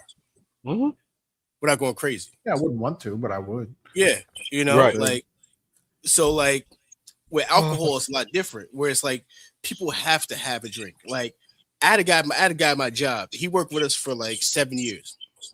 He would drink anything that came back from the bar. He was housing it. Yeah. Like Got an alcohol problem. yeah, he had a big time alcohol problem. But if he stopped drinking, he would die. You know? Yeah, bad decisions. You know, and alcohol can lead to bad decisions. Yeah. I don't know many. The only cigar bad decisions is the bread you got wrapped up in it. You know what I mean? Like, Yeah. Listen, a bottle of wine, you can get a bottle of wine for, $15 to $25. If I had as much wine as I have cigars, you couldn't even fit it all in a house. Right. You know, here's the funny thing. If you live in California, you can get a bottle of wine for $4 in California. Good wine. Trader For Joe's. like, yeah. Mhm. Like you can get good wine, in California for like $12. And out here the pricing is a lot different because it comes from California. The So truck for costs, us, yeah. So like logistics. yeah, so So- like sorry, go ahead. I got a question for Skinny. I know Skinny is into wine, so I want to ask you, like, when it comes to are you into any Taylor ports at all? Nah, I tried port. I just can't bond with it. I'm not saying it's bad. I just I've never bonded with it. I've tried it a bunch of stuff, and I've had I one. I never took to it. I like a ports. friend of mine. I love Sandman.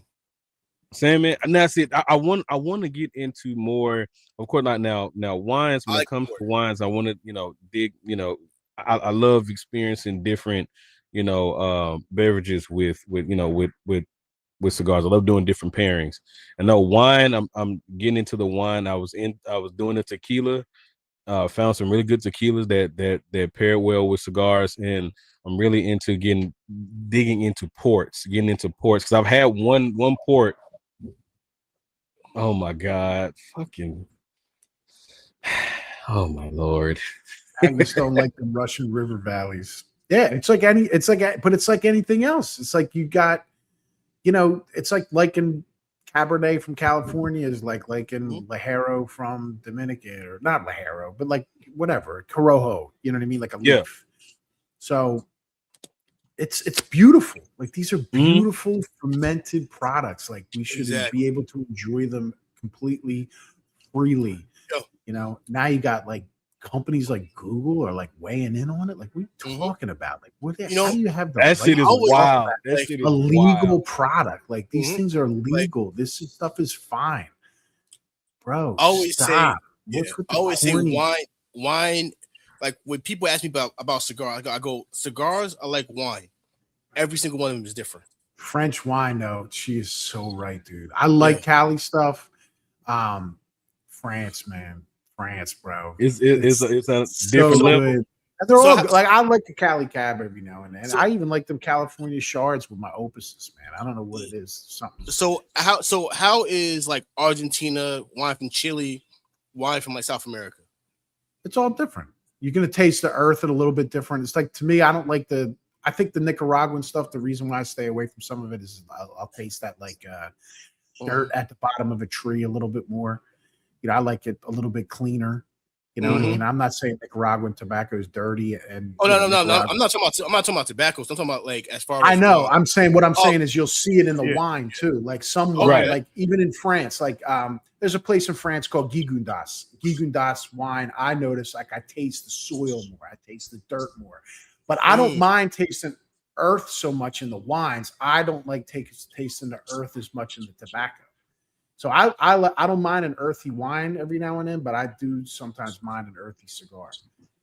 And all of it is like, happy ending rare pink. Okay. No, I'm telling you, man. And them rare pinks, like, I love them when they get old. I got a box of signatures I bought like 2 Opus Exoduses ago, and that box, I had one the other day. I was like, oh my God, like what? And that has Nicaraguan tobacco in it. The rare pink. What, like, bro?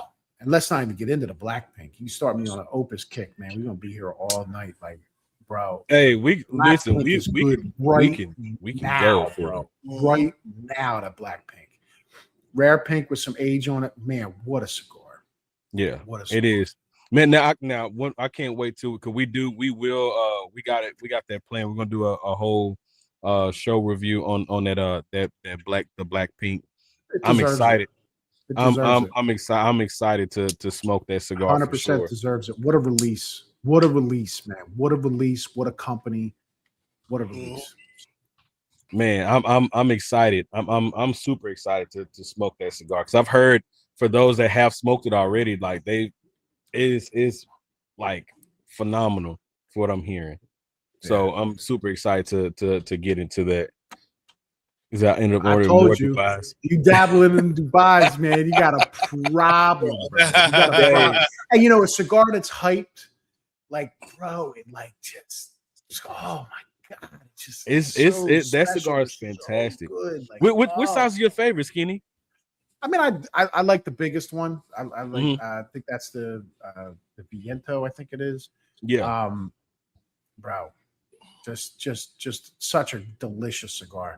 Atabey Delirios. Oh boy, that's invested, invested. and you know, Atabeys. Oh, I might are pick good. that up, AZ. I might hit Trader Joe's Trader and pick that up. Joe's. There's so many stories circulating about that Trader Joe wine. That like the dude's wife like inherited the wine portion of the business and like the thing. I don't know if any of that's true or not, or if it's just an urban legend. But it's really cool. Everybody should Google that on their own time. I tell you what, I wish I had some wine to go with this. This cigar is phenomenal, bro. That cigar is good, dude. I like that cigar.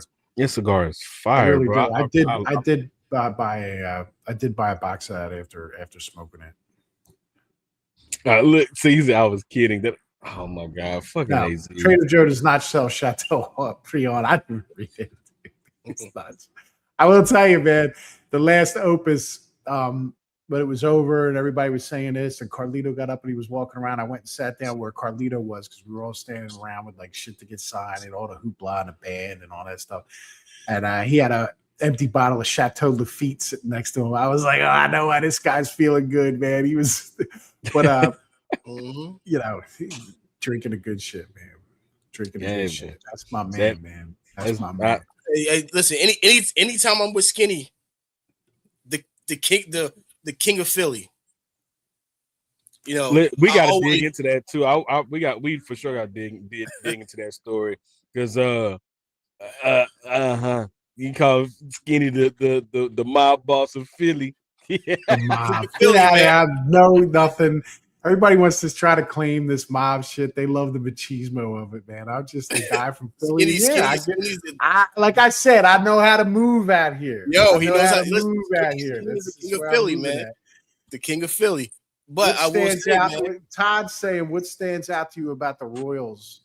Don't keep the Salamone safe, man. Smoke it. Like smoke it. You'll like Davidoff Royal is a very special cigar. Absolutely delicious cigar. I don't know what to say, man. It's Davidoff holds like some of the world's like best stashes of New World tobacco. Like I when I just saw that vault that's out there in Brooklyn, it's I forgot what they're called, but yeah, the vault sticks. They have some of the old school vault sticks. Yeah, man. You know that was such a special project where Eladio, you know, and Hanky created those cigars, the vault cigars. And actually, my girl Agnes in here, I sent her a lot of those vault sticks. And we got to smoke them. Like we got to smoke through them because they're either dying, they're either past their prime or in their prime, or you know. And it's been a downtrend. Like if you can get vault sticks, Paragons, that's the one. Quants recently, like smoke them, like get them and smoke them and enjoy them right now. Do not save the shit. Like do not it's just not. It's not worth it. Like we all think like we want to impress somebody and like take it out in a few years, be like, oh yeah, I got them. You know bro, you're waiting for something that like maybe not. I like Aggie. Aggie, Agnes is dude. Chick is a vet in the game, bro. I'm telling you, in the game, like in the game, a vet on it. I ain't gonna be real about it. I think there should be on a cigar. I think there should be listen, man. We're in the era of like $1,000 hoodies, like the $100 mixtape. Like what's his head put out? You know, go ahead. go ahead. Is it going to stand true? I don't know. Like, Yeah. I don't know if it is or isn't, but like, if you can get it, get it. Like, you can't tell somebody what they're supposed to pay for something. I mean, I think there's women that ain't worth the aggravation. You know what I mean? I see these guys want these high dollar women, like they want all this stuff. I'm like, listen, man, if you want to invest all that in your woman, that's up to you. Yeah. I get it, man. Now I'm with $100 cigar. I'm with a expensive. Some people don't want to eat a steak that's $90. So I think you're paying for the moment, like you lay for. Yeah, for sure. Hell yeah. Yeah, pay for the ambiance of an incredible. Yeah, absolutely. Like that is part of it. That's part of it is to pay for the ambiance or the celebration of it. Like, yo, I'm smoking $100 stick. Like, I get it, but like also, is the tobacco something that should be? This. I ain't saying she a gold digger. Oh, but she ain't messing with no bro. Let them know.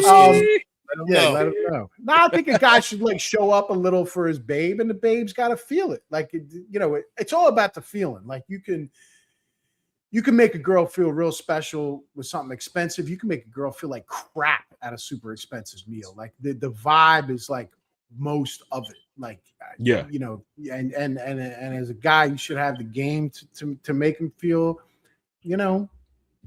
special no matter what it is. You know what I mean? Like, it's all about how you do it. Yeah, man. Hell yeah. Now, real quick, I wanted the cigar you brought up about from Davidoff, it's in the vault collection. What's the name of it? What's it called again? Paragon, the Paragon. The Paragon. I looked up the blend on it. I looked on and it's tobaccos, and of course, there's so many different types of tobacco. And Paragon's a little tougher to find. The Piquant is actually a Nicaraguan cigar.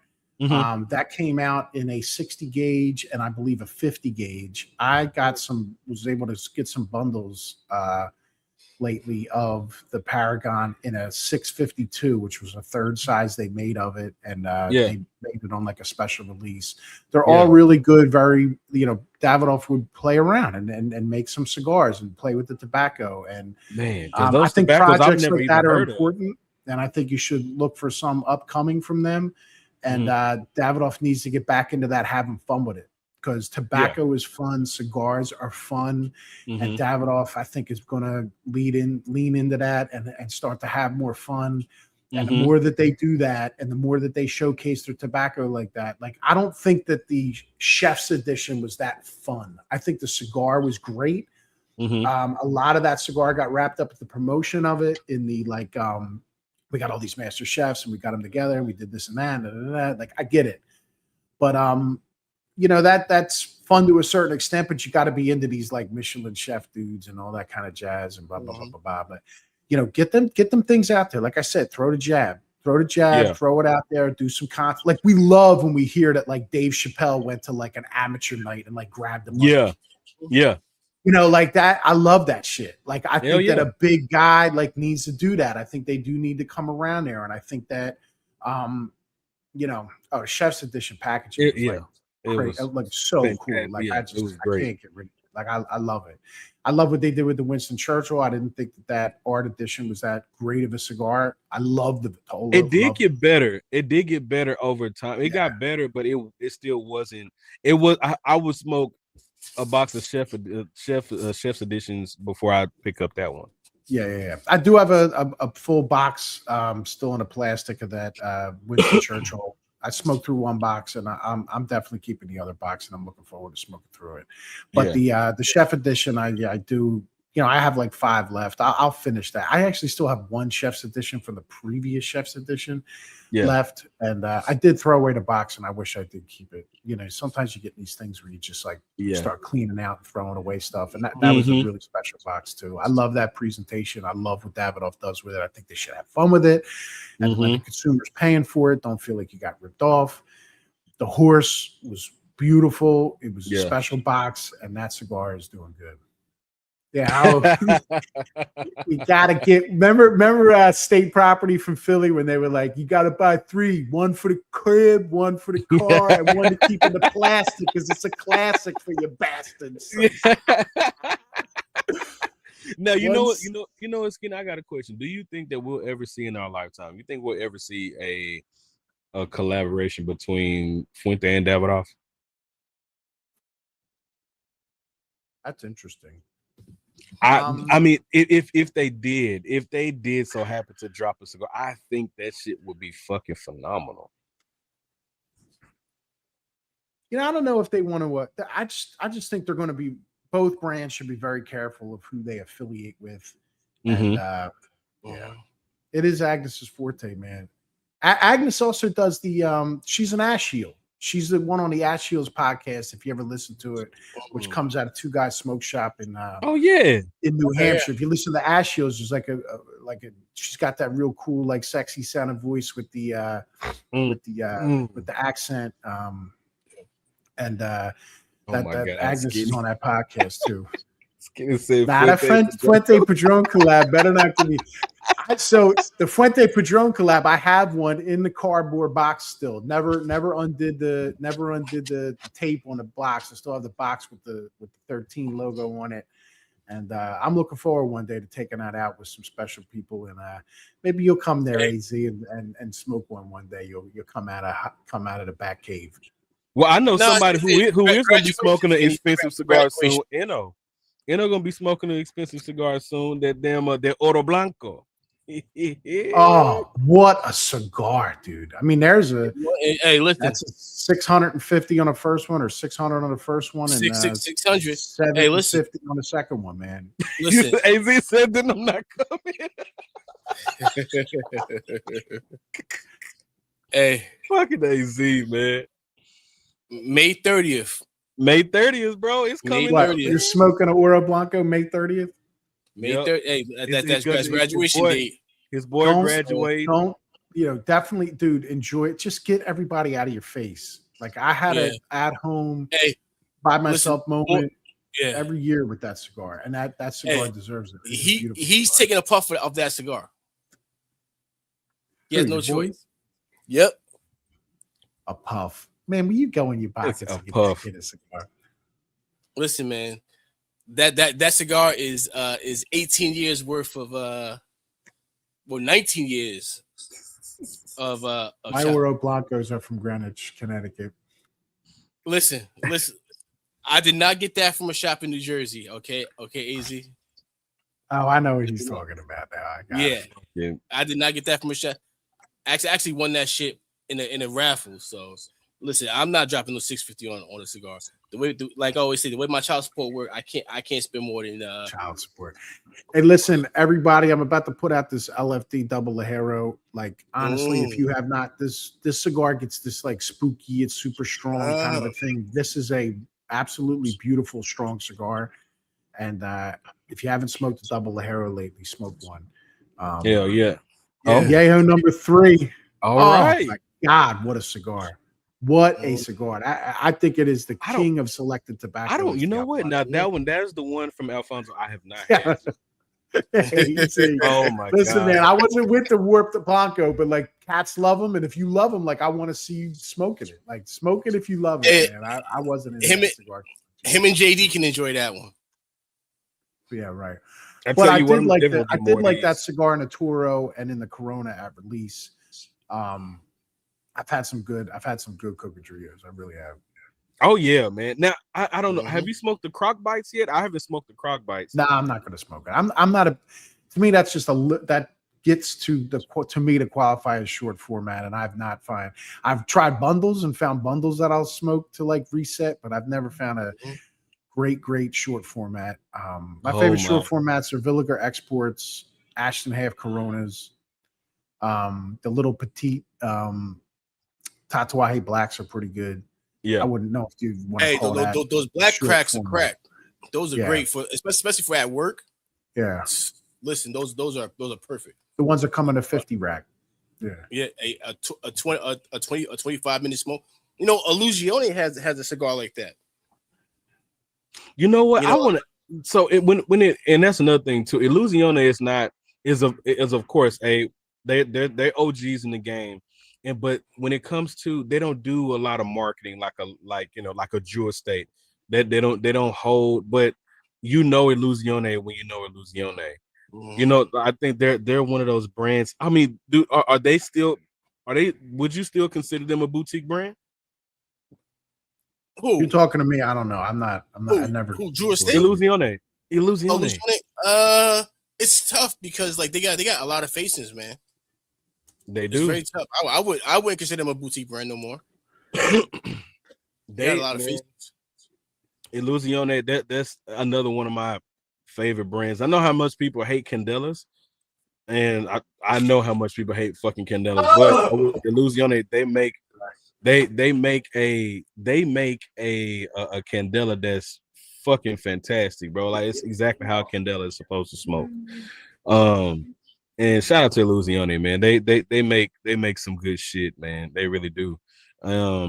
And also for those, and I'll make this announcement now, for those who are going to be available to watch the show on the 28th. On the 28th, we will have Dave and Mo come on the show. Dave from Avowed Cigars and Mo from Patina. We're going to have a cigar party, and all of you guys are invited. So please make sure that you mark that in your calendar. If you go to our upcoming videos, our upcoming live streams, hit the reminder, because it's going to be a hell of a time. Definitely going to be a hell of a time. And you got anything else for Skinny now? Because Skinny said when we do the sports, Skinny ain't having it, G. Yeah, if you're going to sports, I'm out of here, man. I can't.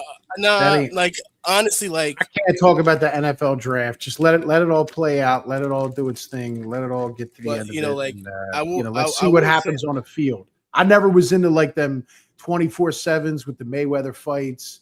Yeah, and, the drama and this and that. Like I don't care. Like when the bell rings, I watch it, and then when the bell's done and they say who won, and the arm goes up, it's over. Turn it off and move right on to the next thing. Like what happens in the ring, what happens during them 4 quarters. That's it. That is it. Really, I'm gonna tell you now. I did the thumbnail really as some clickbait. If we get into it, we get into it. If we don't, it is what it is. I really don't care. But it's just making the thumbnail. The draft is is really hot right now. So it is Cats are way into the draft. Yeah, so I got friends that go. I would say like, oh my god, Mayweather's biggest weakness is reading. This shit is lie about that. But I will say one, like a lot of these brands can't consider themselves boutique anymore. Like a lot of these brands that used to be boutique, they're not boutique anymore. So all right, so because Crown Head is not a boutique brand no more. You don't think so? No, they got. Oh, wait. So they're saying so Room 101 is no longer boutique. Too many faces. Steve Saka. Hell no. Tobacco and Trust is no longer boutique. No. That's what you're saying. Hell no. To me, boutique is somebody who is coming up. That's hard to like. Boutique is something that's more hard to find. That is, like fucking god, bro.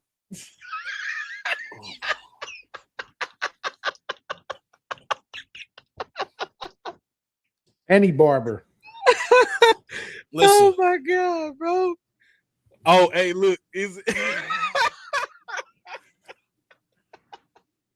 bro, AZ is fucking well, AZ, man. I don't know what the whole deal is with the classification of somebody's boutique or not. I don't know if it really matters. Well, because they say that boutique you're supposed to make under 200 and 200 under 200,000 cigars. Then you consider it boutique. But a lot of these people who say they're boutique, like they're in pretty much every shop now. I think if you're not, to me, you're either like vertically integrated and growing your own, or you're kind of boutique. You know what I mean? I like Aggie. Aggie's great. We had to get Aggie playing. She's out here playing for keeps every day, man. Hey, listen, Aggie, we gotta have you on the show. I like her. Is it AZ leave John Gotti? Leave John Gotti alone before you come up visit. Oh my God. All right, so I mean, but here, I mean, when you talk about boutique brands, bro, shout out to Felipe Gregario, man. Shout out to them. Shout out to Philip, man. Philip is a great dude, man. I just talked to him. We plan on having him back on the show soon as well. And also, I mean, so all right, so let's talk about it. Let's talk. So when you take a brand like Felipe Gregario, right?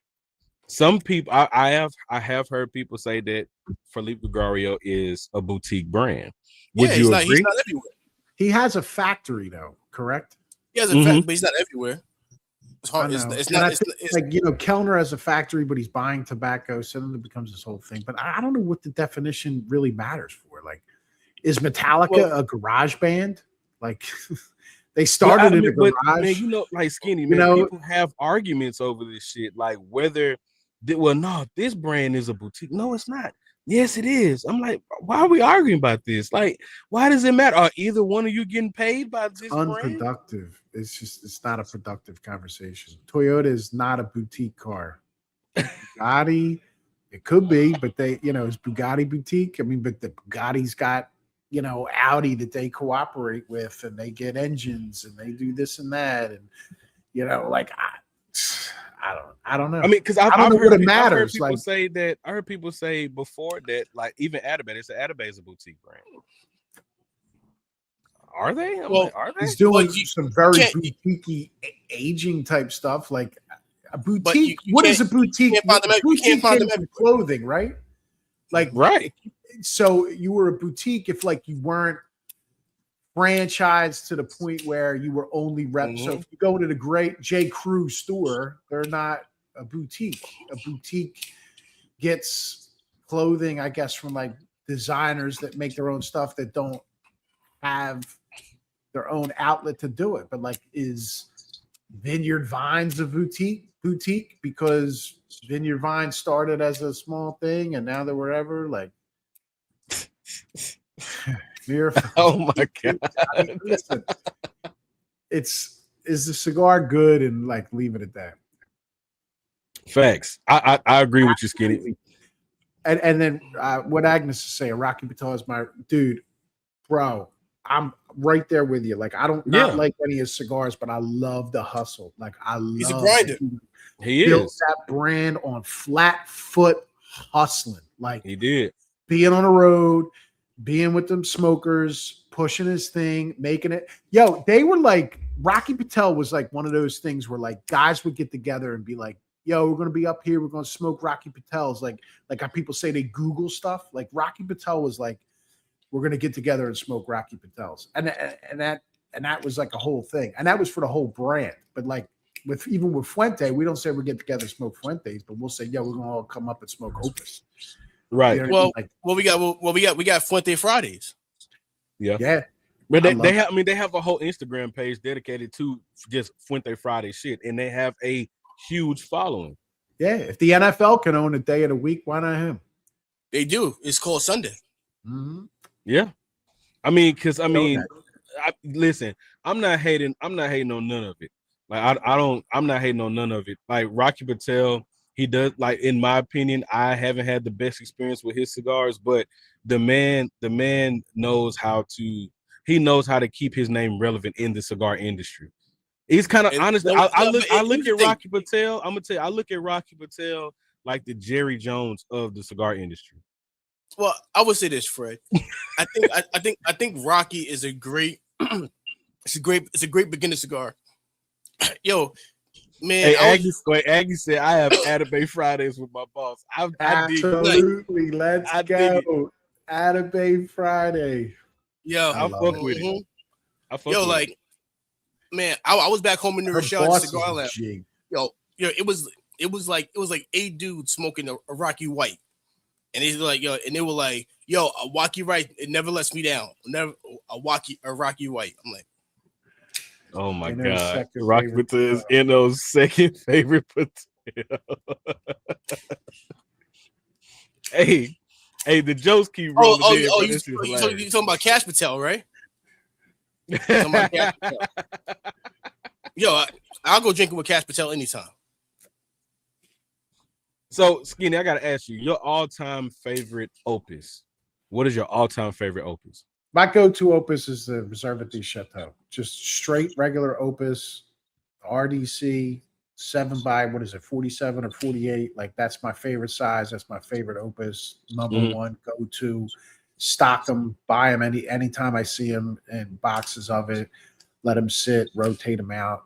That's my favorite thing. A stupid, like buttery California Chardonnay and a Opus Reserve de Chateau is my summer like go to. Like I love that. I love the cigar. I love everything about it. I love it. Love it. Love it. That's my go to. Is it Todd? What are your real thoughts of Avowed? And it's so funny because it's like I hear him calling you Todd. I hear his voice calling you Todd, not Skinny. I hear him calling you. You can call me anything he wants, man. He said, "What are your real thoughts on AZ, Avowed?" to you, it's King Todd to you, AZ. All right, it's King Todd to you. I mean, listen, Avowed is they're doing great stuff. It is a product that Klaus is making that where they're asking him to, make a cigar a certain way and the blends it is they want. I like my cigars a little simpler. I like all the Kellner stuff that's like Ecuador with Dominican. I think the blends that they're doing, like 1125, with incorporating some of this stuff, and you got Pennsylvania, and you got Brazil, and you got Ecuador, and it just gets a little bit confusing to me. I like my cigars a little more. I call it missionary sex. Like I kind of just want missionary sex. I feel it. Okay. Get in there and bust Simple, a nut. get the job done. Yeah. Simple, get the job done. I can have a kid. I can bust a nut. I can do whatever I want to do. So I feel now, now, would you take those house blends from Greenwich or Opus? What, the Kellner house blends? Yeah. Well, I'm smoking both like in a night. Like I love them. I love the I'm not calling Avowed gay at all. Not at all. Not in the least bit. Avowed it's become a relevant product, and they've done a good thing. There's no like take one over the other. Like I'm taking it all. Like I want it all. Listen. I love Opus, and I love that Ecuador Dominican. I love it. Listen, I love, dude. You ever classes? Those motherfuckers from bro, they're sick. From Tobacco Greenwich. Oh my! Listen, they are sick. I personally like the Skinny blessed me with those. The 54 gauge. Stephen first. Stephen blessed me with those first, bro. And then the Godfather. The Grandiosa is a unbelievable. It's a fantastic cigar. It's fantastic cigar. Real straight up. Ecuador, Dominican, boom, boom, boom, da, da, da. You taste it. I get this like weird, I call it yogurt. I don't even know what it is. I don't really care. It's a satisfying, delicious. The tobacco is great. Mm-hmm. It is. It definitely is.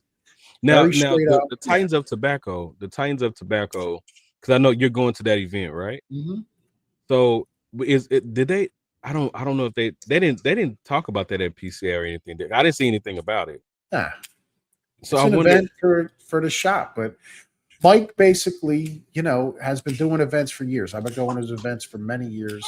They're first class events, first class people. It's got a first class number associated with it, but you get your money's worth out of it. So Mike has formed relationships with the makers that are going to be there. He has done all of them correct. He has supported their charities. He has brought them unbelievable products. He won Half Wheel Cigar of the Year, #1 and #3 with the Hammer and Dream project with Padron. The Opus Exodus events that happen every October are first class events. Padron's charity was massively supported. Carlitos and JC Newman's CFCF charity is incredibly supported, and he is working with these literal titans of the industry, both boutique and legend and legacy. So if we would, you look at the headliners of the event, you have Fuente, Legacy, King of the Ring. You got Padron, Legacy, King of the Ring. You know, of what they do. You have Hanky Kellner, Klaus Kellner. You got, you know, absolutely nothing we could say, you know, nothing you could say there. You got the guy that put it all together, and you got his kid who did the whole thing with him and is making as one of the biggest young guys in the industry now. Then you got Eladio Diaz. Come on, man. There's nothing to talk about. You know, oh my like God. Shaq Hey, listen, says, what does Shaq say? G13 classification or whatever it is. Like, oh, come on. Then you got Nick Melillo. You know, you got Foundation. You know, definitely using other people's tobacco, putting it together. Young kid up in Connecticut, doing his thing. You know, over 10 years now. Titan. Who am I missing? I got and then you got La Flor Dominicana. Like, we're just sprinkling Lido in there and like forgetting we got 30 yes it over was 30 years of business, you know, complete Titan, Andalusian Bull, revolutionary cigar, super important cigar in the industry.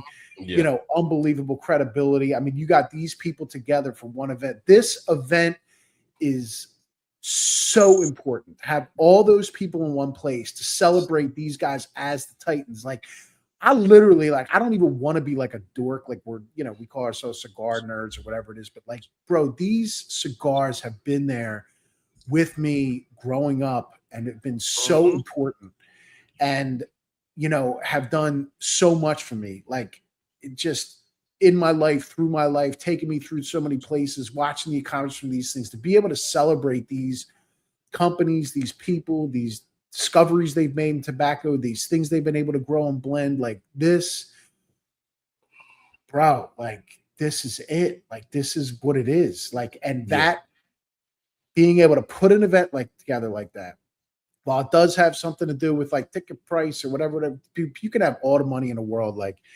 you're not getting an NFL franchise. Remember, like when Diddy wanted to get like the Carolina Panthers or whatever it is. Like, come on, man.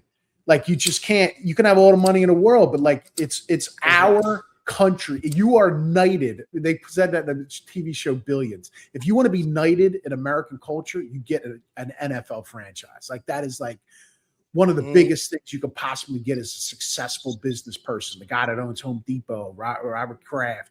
You know, you look at these guys, Jeff Lurie, you look at these guys, you are the Billy the Kid. Like, you are a bona fide billionaire, big time, took your thing over. You are rewarded with a NFL franchise. So question for you, Skinny. How do you feel about the Hunt family selling the Chiefs? You know, it's their asset. If they want to get rid of it, you know, they want to cash out, like, you know, go right ahead. Because like Skinny was saying, because like Robert Kraft, he owns all of Kraft products. That's his thing. The Hunt family, they own all of Hunt products. You know, so like, you know, like Jerry outside of football, you know, Jerry has his hands on a little bit of things, but you never really hear about, you know. Well, he was a big oil dude, right? Oil, and Jerry does the merch for like 6 teams. I think he does the merch for the Chiefs, Green Bay. I'm trying to think of. I'm trying to go off the top of my head, but he runs all of their merchandise. I think he does for the Raiders too. Yeah, so he does all of their merchandise. What about the Fanatics dude? Like, he won't get a franchise because it would be like a conflict of interest. Yeah. He's getting remember he had to leave the Sixers. He had to sell the Sixers. Yeah. At least his portion of it. I mean, I'm just saying that, like, I don't know what there is in tobacco that makes you like kind of knighted or whatever it is, but I think that an event like this, and there's guys we could put on this like Mount Rushmore, man, like Nick Perdomo, Rocky Patel. I think that's why I love what Dave does with the Cigar Hall of Fame. New Hampshire. I think that's a very important promotion. I think it's a beautiful thing he did. It's longevity, Skinny. Everything is well thought out with how he did it. And I was glad to be there last year when he did give it to Fuente and Padron to be in the Cigar Hall of Fame. And that's it. He's just like, listen, I'm making the Hall of Fame. Like, if it doesn't exist, I'm going to do it. I'm going to celebrate these people myself. And he's building a Hall of Fame now. It's going to be up there. I think it's that shit is cool. Dope. It's Yeah. super It's dope. cool. Go right And ahead. like, and just the thing, you got guys that's coming into this industry. For a perfect example, you got Lampert, and you got Dave from Avowed is doing great things, but you can't overlook Alex Glaze and what he's doing with what he's doing, and he's still learning. He's still learning because I mean, bro, what he's doing with his cigars, man, what he's doing with his blends are absolutely fucking phenomenal. And I gotta give him his flowers. And I hope that and you look at guys like that's coming into the game like this, like he's definitely gonna be a Hall of Famer. I think the one thing is Love to that see what he does. and His story's being written. We're watching it. yeah. Yes, we are. We are But definitely. listen, watching. in this era, we can like talk about and document this stuff, even with these type of Yeah. videos or whatever. I love hearing a story about the Jack Schwartz guy.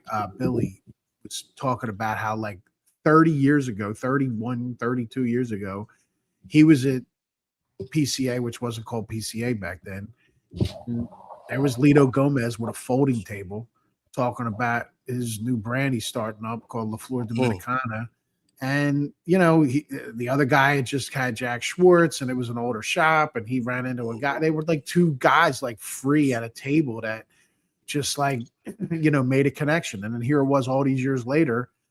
And, Jack Schwartz got that specific size, the Andalusia Bull, cigar of the year, da-da-da-da-da. I mean, who would know, that they would form that relationship and make that connection and they would be that big, and that's like kind of an Alex Glez story. You guys, and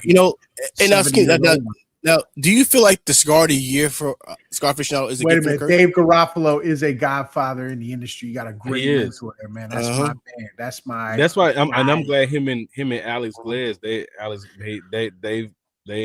they built a relationship at PCA. And so I think that is a great person to have. So all the cigar fans get out of PCA and let those two guys have a place to talk and a chair to sit on, and all the rest of that stuff.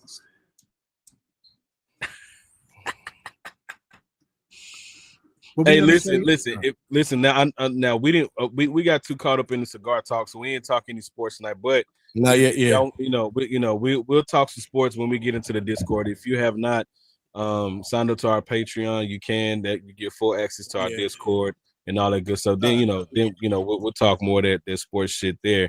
But tonight, man, listen, we couldn't the conversation got too good, so we had to go to full 2 hours with Skinny talking about this cigar shit, man, because it's a lot, man. Hey, Fred, block her comment. I love you, but hey, Aggie, we can't have that bullshit here. Nah, listen, man, I don't want him to beat the Sixers, but I mess with the Celtics, man. I like Tatum. Fuck Boston.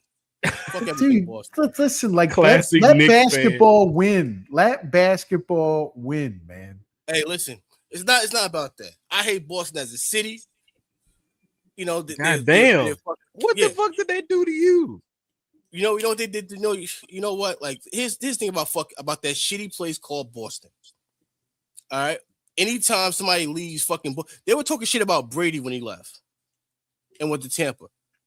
They are ungrateful, backstabbing fucking sports fans. Top 3 Cuban cigars.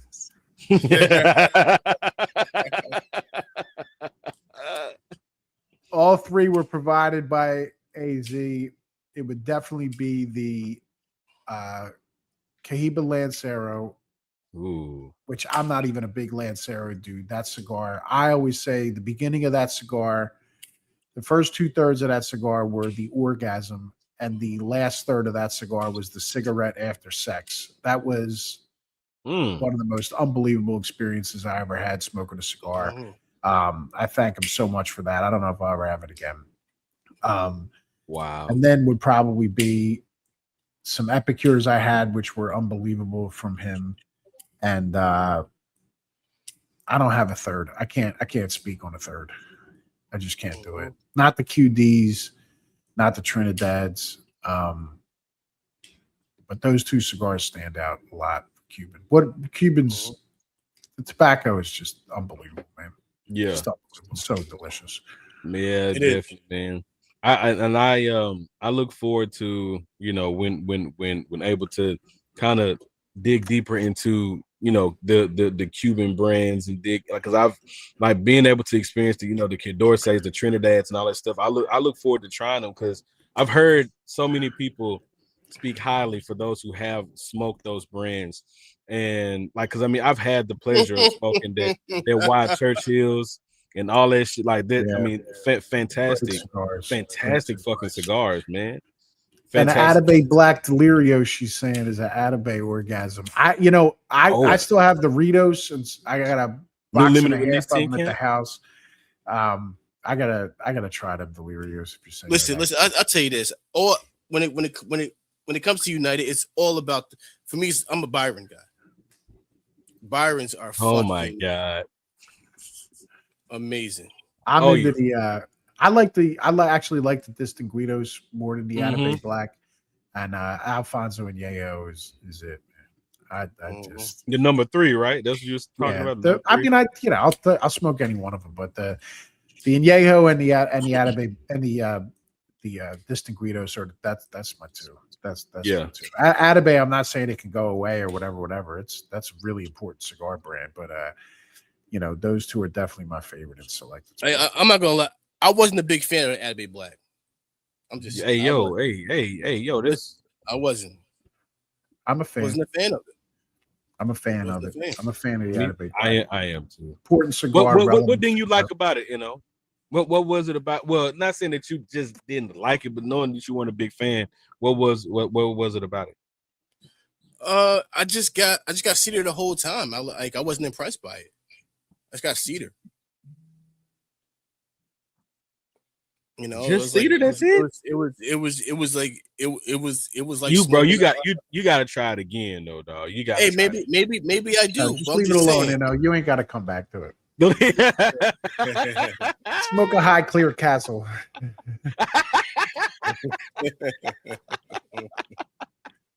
I'm just saying. Alfonso's, man. I'm telling you, them Alfonso and Yayos, bro. Todd. I smoked Alfonso. I enjoyed it. Incredible. Yeah. Agnes, let's pop my fresh box. I got a box of 23s that I'm almost done with, and I still got a box of the first release 25 still in the plastic. I still have a couple of the 25s. I still have a couple of 25s in there. I really enjoy Atabey, knowing that, like, in my time, because I've only been smoking cigars for 14 years now. So being able to, don't send my wife nothing. Now the Bandolero Premium 55 was great cigar. That was definitely a great cigar. Shout out to Big K, man. I ran into Big K out here, man. It was really good to chop it up with him, man. He's a friend. I said, yeah, what's up? He said, man, what's up? It's Big K. I said, oh, snap, what's up, man? It's good to run into people, man. That I don't want to Bandoleros who got a goddamn 49 patch for anything. I don't want to run to nobody like that. I heard them Bandoleros are going away. The other ones, I thought they were really interesting cigars. It's a shame they don't have enough of a market to, maybe continue if they're canceling them because of that. I don't know how long it'll take for them to actually go away, but they're really, really interesting cigars. And what I've heard is that it's sort of his, he talks a lot. Nelson does, and Agnes could correct me on this if I'm incorrect, where he talks about wine, how like Chateau Lafite and these special wines, the true taste of those wines, it's not really the grapes, although it's all high quality natural stuff. Yeah. It's the barrels that they age it in and what the wood does to the fermented product. And that's what Nelson's doing with the aging of his cigars. The fact that those cigars are made in Costa Rica, they go back to Spain, they're aged in these rooms he has with different woods in them, different cedars, and then he takes the humidity down and then brings the humidity back up and then moves them to other rooms and does these processes for over 5 years. And it's the wood that's actually is what we're tasting as the different flavors that he gets out of those cigars. And that's a really, bro, Nelson, man. Like Titan. Yeah. Like what he's done inside of this industry and the brands that he's created, and then how he packages it up with his excellence in that, with what he does, commercially as a business as well. It's just what an awesome company.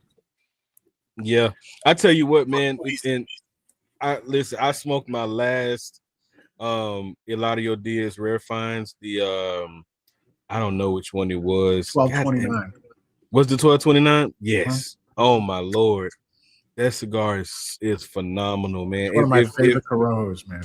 Oh my god, that cigar is phenomenal, man. And every time I smoke, it's like again, I always get that caramel, that caramel salted pretzel type of taste to it. And that cigar is fucking phenomenal. Mike, working with Eladio and getting that 3 cigars forever. They're different than what I would say are my top 3 cigars. But it would probably be a Grand Cru Toro. Mm-hmm. It would be, that would probably be my Connecticut, even though I wouldn't want it to do sit down to that.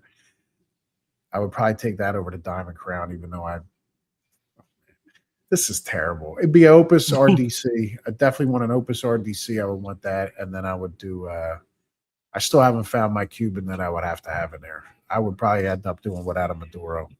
Yeah. Hey, man.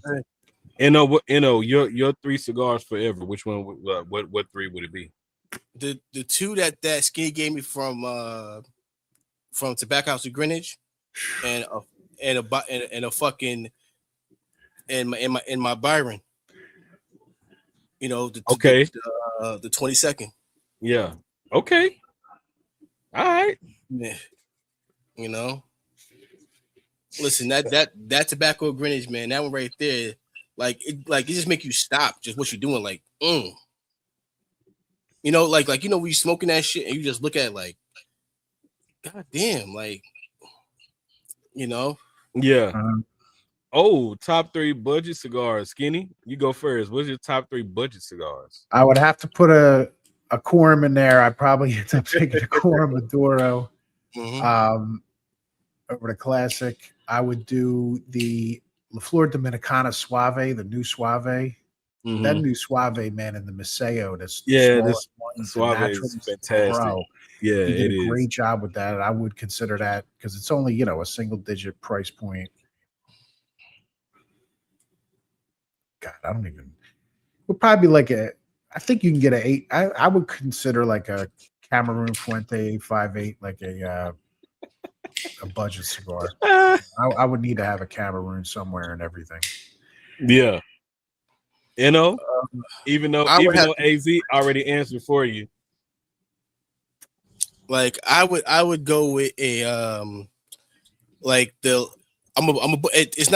don't make it no more, but I would go with the what's it called, La Pistier.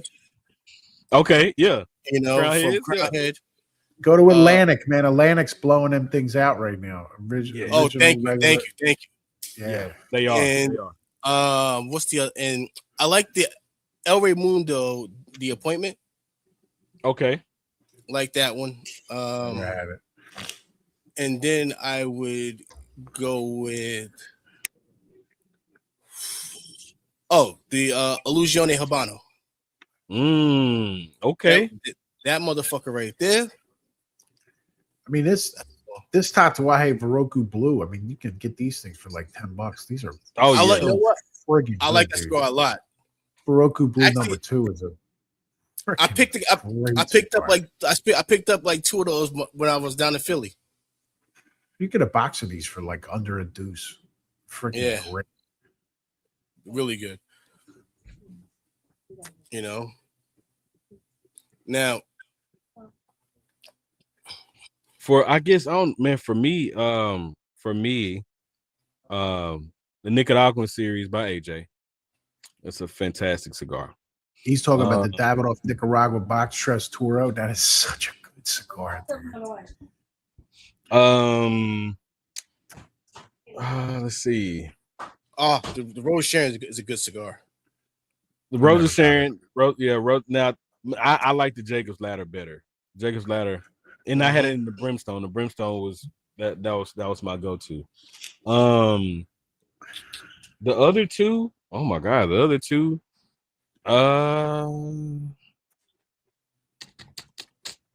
It's so Mm, tough, dude. Who the it hell wants is, to bro. deal with It three is. cigars? Yeah. It is. Ah, shit. Fuck. I I can't think of the other We two don't right got to now. be monogamous in this game.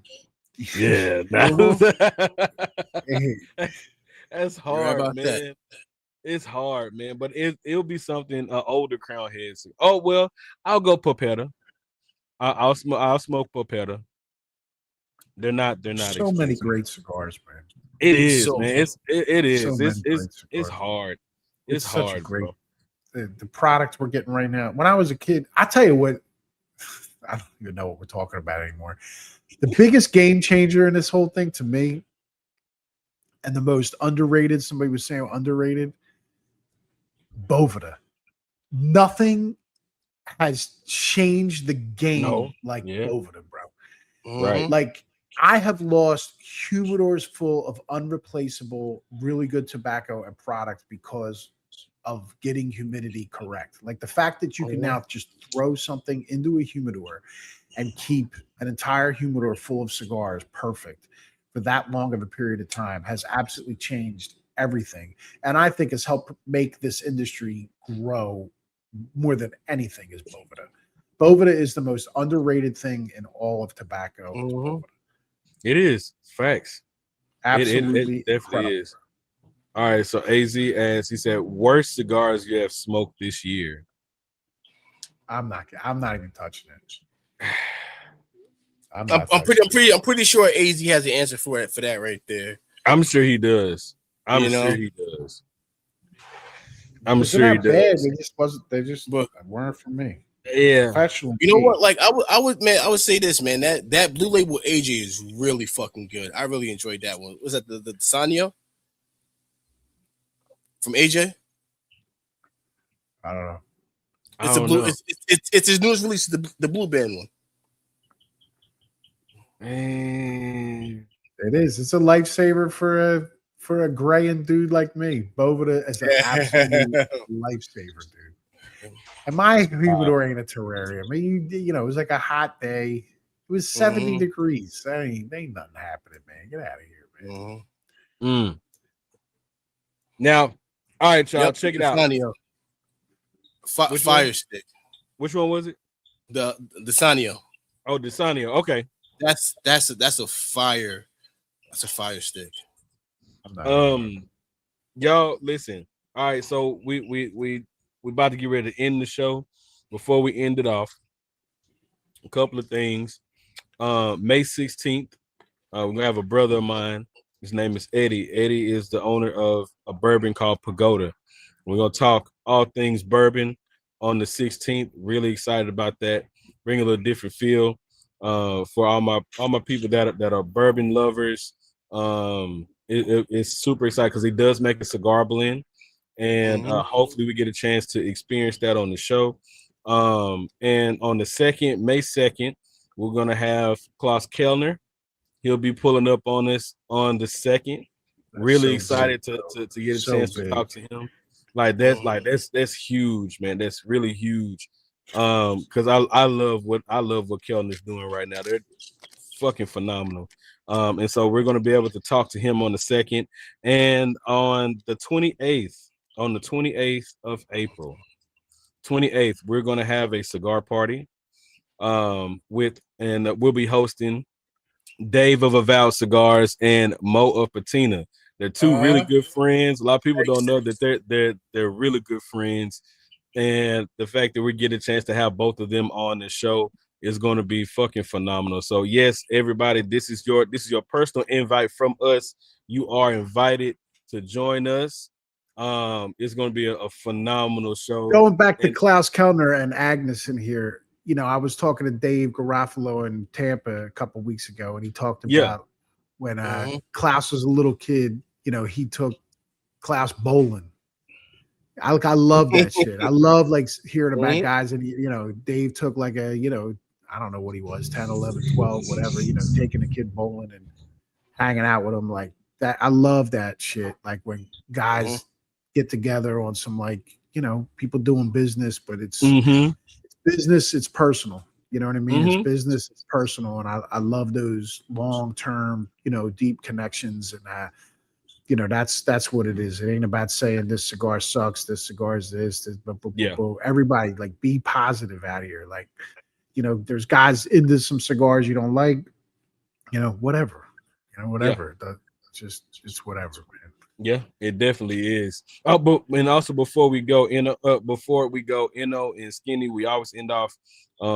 Men's mental health is very important, so we always ask our guests that we have on how they're doing mentally, physically, emotionally. And so Skinny, we can start off with you, man. How you doing, man? How you doing mentally, physically? I've been fantastic for decades, man. I'm, keep it positive, keep it good. We're having a ball. I continue to have fun. God's blessed me, but it's all started from hard work. And I want to encourage everybody out there, man. Whatever it is you're doing, if you don't like your situation, that doesn't mean shit. Keep working in whatever it is and work your way out of it. Don't lazy your way out of it at all. There ain't no lazy way out.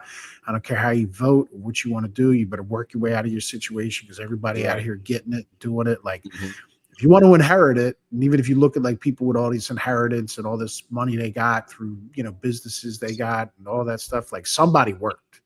Yeah. I don't care what you're saying. Somebody up in there worked. And it's a cycle, and break the cycle in your family and maybe you won't be able to live it. My grandfather, came here off a boat, laid bricks and, did nothing and sat around and smoked his pipe or probably one blend. Yeah. Pick up another shift at the lumber yard.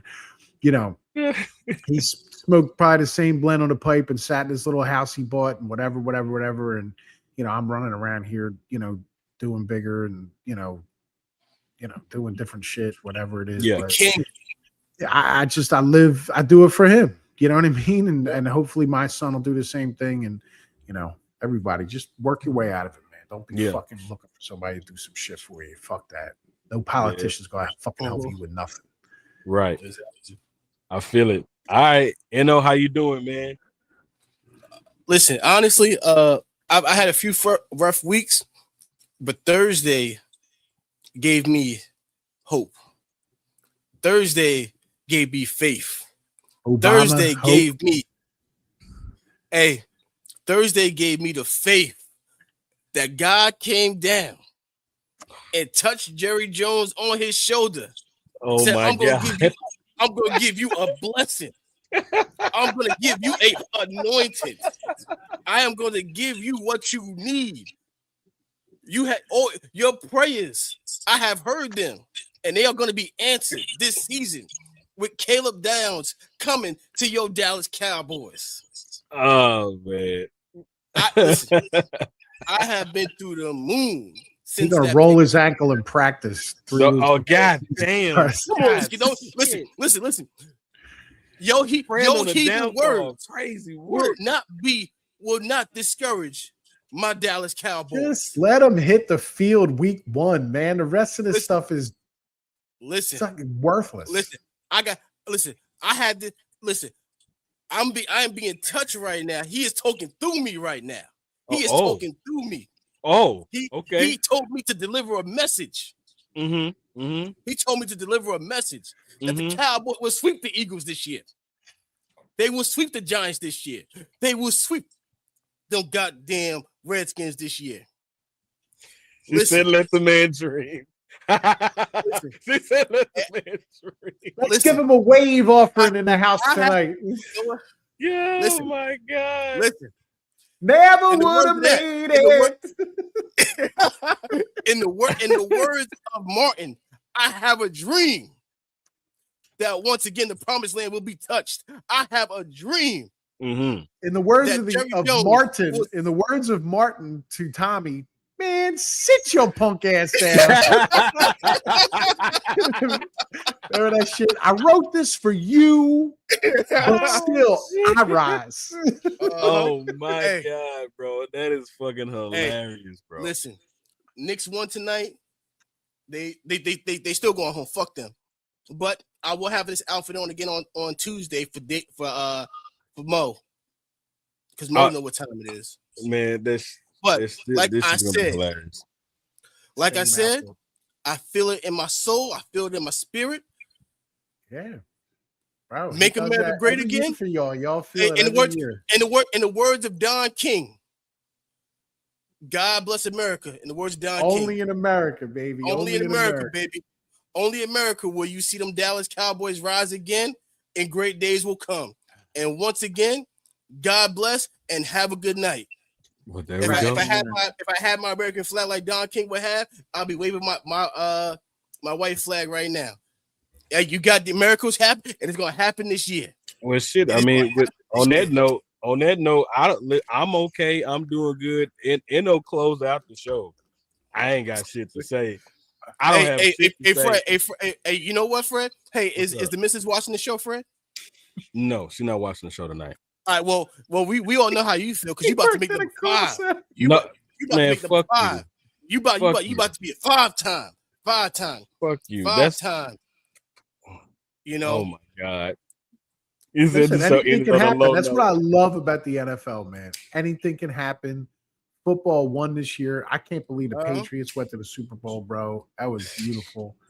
You know what? Hey, Skinny, how do you feel about Mike Vrabel sliding off? I tell you, I have a bona fide. My opinion isn't even about Mike Vrabel. Like, can we all just like mature as adults? Like, people fuck.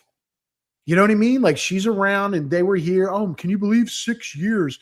Can you believe? Yeah, yeah, I can. Like, I can. Like, so what? Like, why are we talking about 6 years? You know what I mean? Like, people do this shit. Like, just shut up. Can we please mature? Can we stop having American society talk and act and behave like we're run by like a corporate HR department, for Christ's sake? It's ridiculous, dude. It's friggin' ridiculous. Like, it means nothing what those two do. It means absolutely nothing.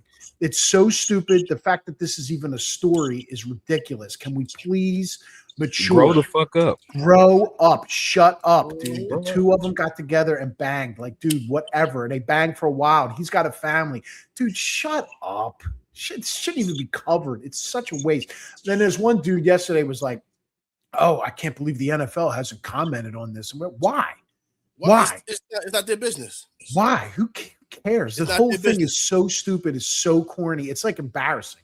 It's like literally. It's I am just embarrassed for our whole everything. You know, even the war. Like, fucking war happens, man. Shut the fuck up. There's dust ups every now and then, man. Yeah, like people with some bombs. And she lost her job because of it.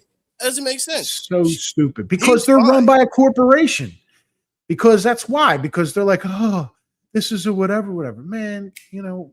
Listen, man. She was giving y'all stories. She was giving y'all inside the locker room stories for 6 years. So y'all was saying nothing. Y'all was saying the whole thing is stupid. I don't even know who even reads these stories. That's why I don't even read them anyway. I didn't even know who she was until they started talking about it. I think the whole thing is stupid. Reporters, it's so played and dumb. The whistle goes, they kick the ball. The time runs out. The game is over. What happens end zone to end zone in those 4 quarters is it. Other than that, I can't stand the football discussion, bro. Listen, it didn't affect his coaching. It doesn't even matter if it did. The whole thing is stupid. The whole thing is stupid. Mike Vrabel, listen, he got it in, whatever. Like, come on. I don't really give a fuck. I really don't. I don't. Up. I could care less. It's like the most normal thing the guy could do. You know what I mean? She's an attractive woman. Like, it happens. Now, would you be surprised if Jeannie Buss was messing around with some of the players? No. You know? Again, I don't give a fuck what they do. No, it wouldn't be surprised at all. So I'm saying why you're surprised. I don't care.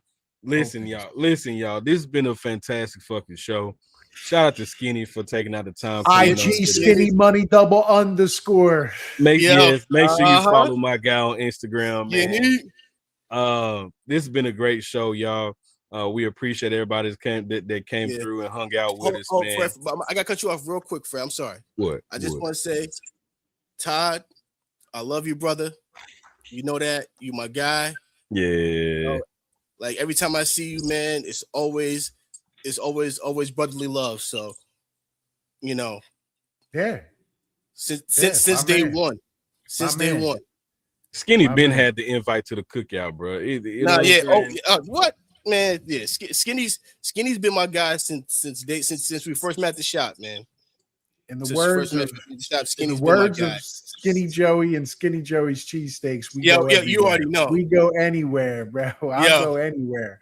Yeah, Skinny is the god, man. Yeah, man. But listen, All right, on well, that thanks, note, guys. Let's end it and keep these people giving their fucking for sure. lives Yeah, back. I'm about to end Yeah. it right now. Listen, Yeah. we'll see y'all in the Discord. If you plan on being in the Discord, we'll see y'all there. We'll be smoking. And we'll see y'all Tuesday. We'll see y'all Tuesday, man. 6:30 p.m. Central Standard Time. Y'all already know the vibes. 7:30 Eastern time.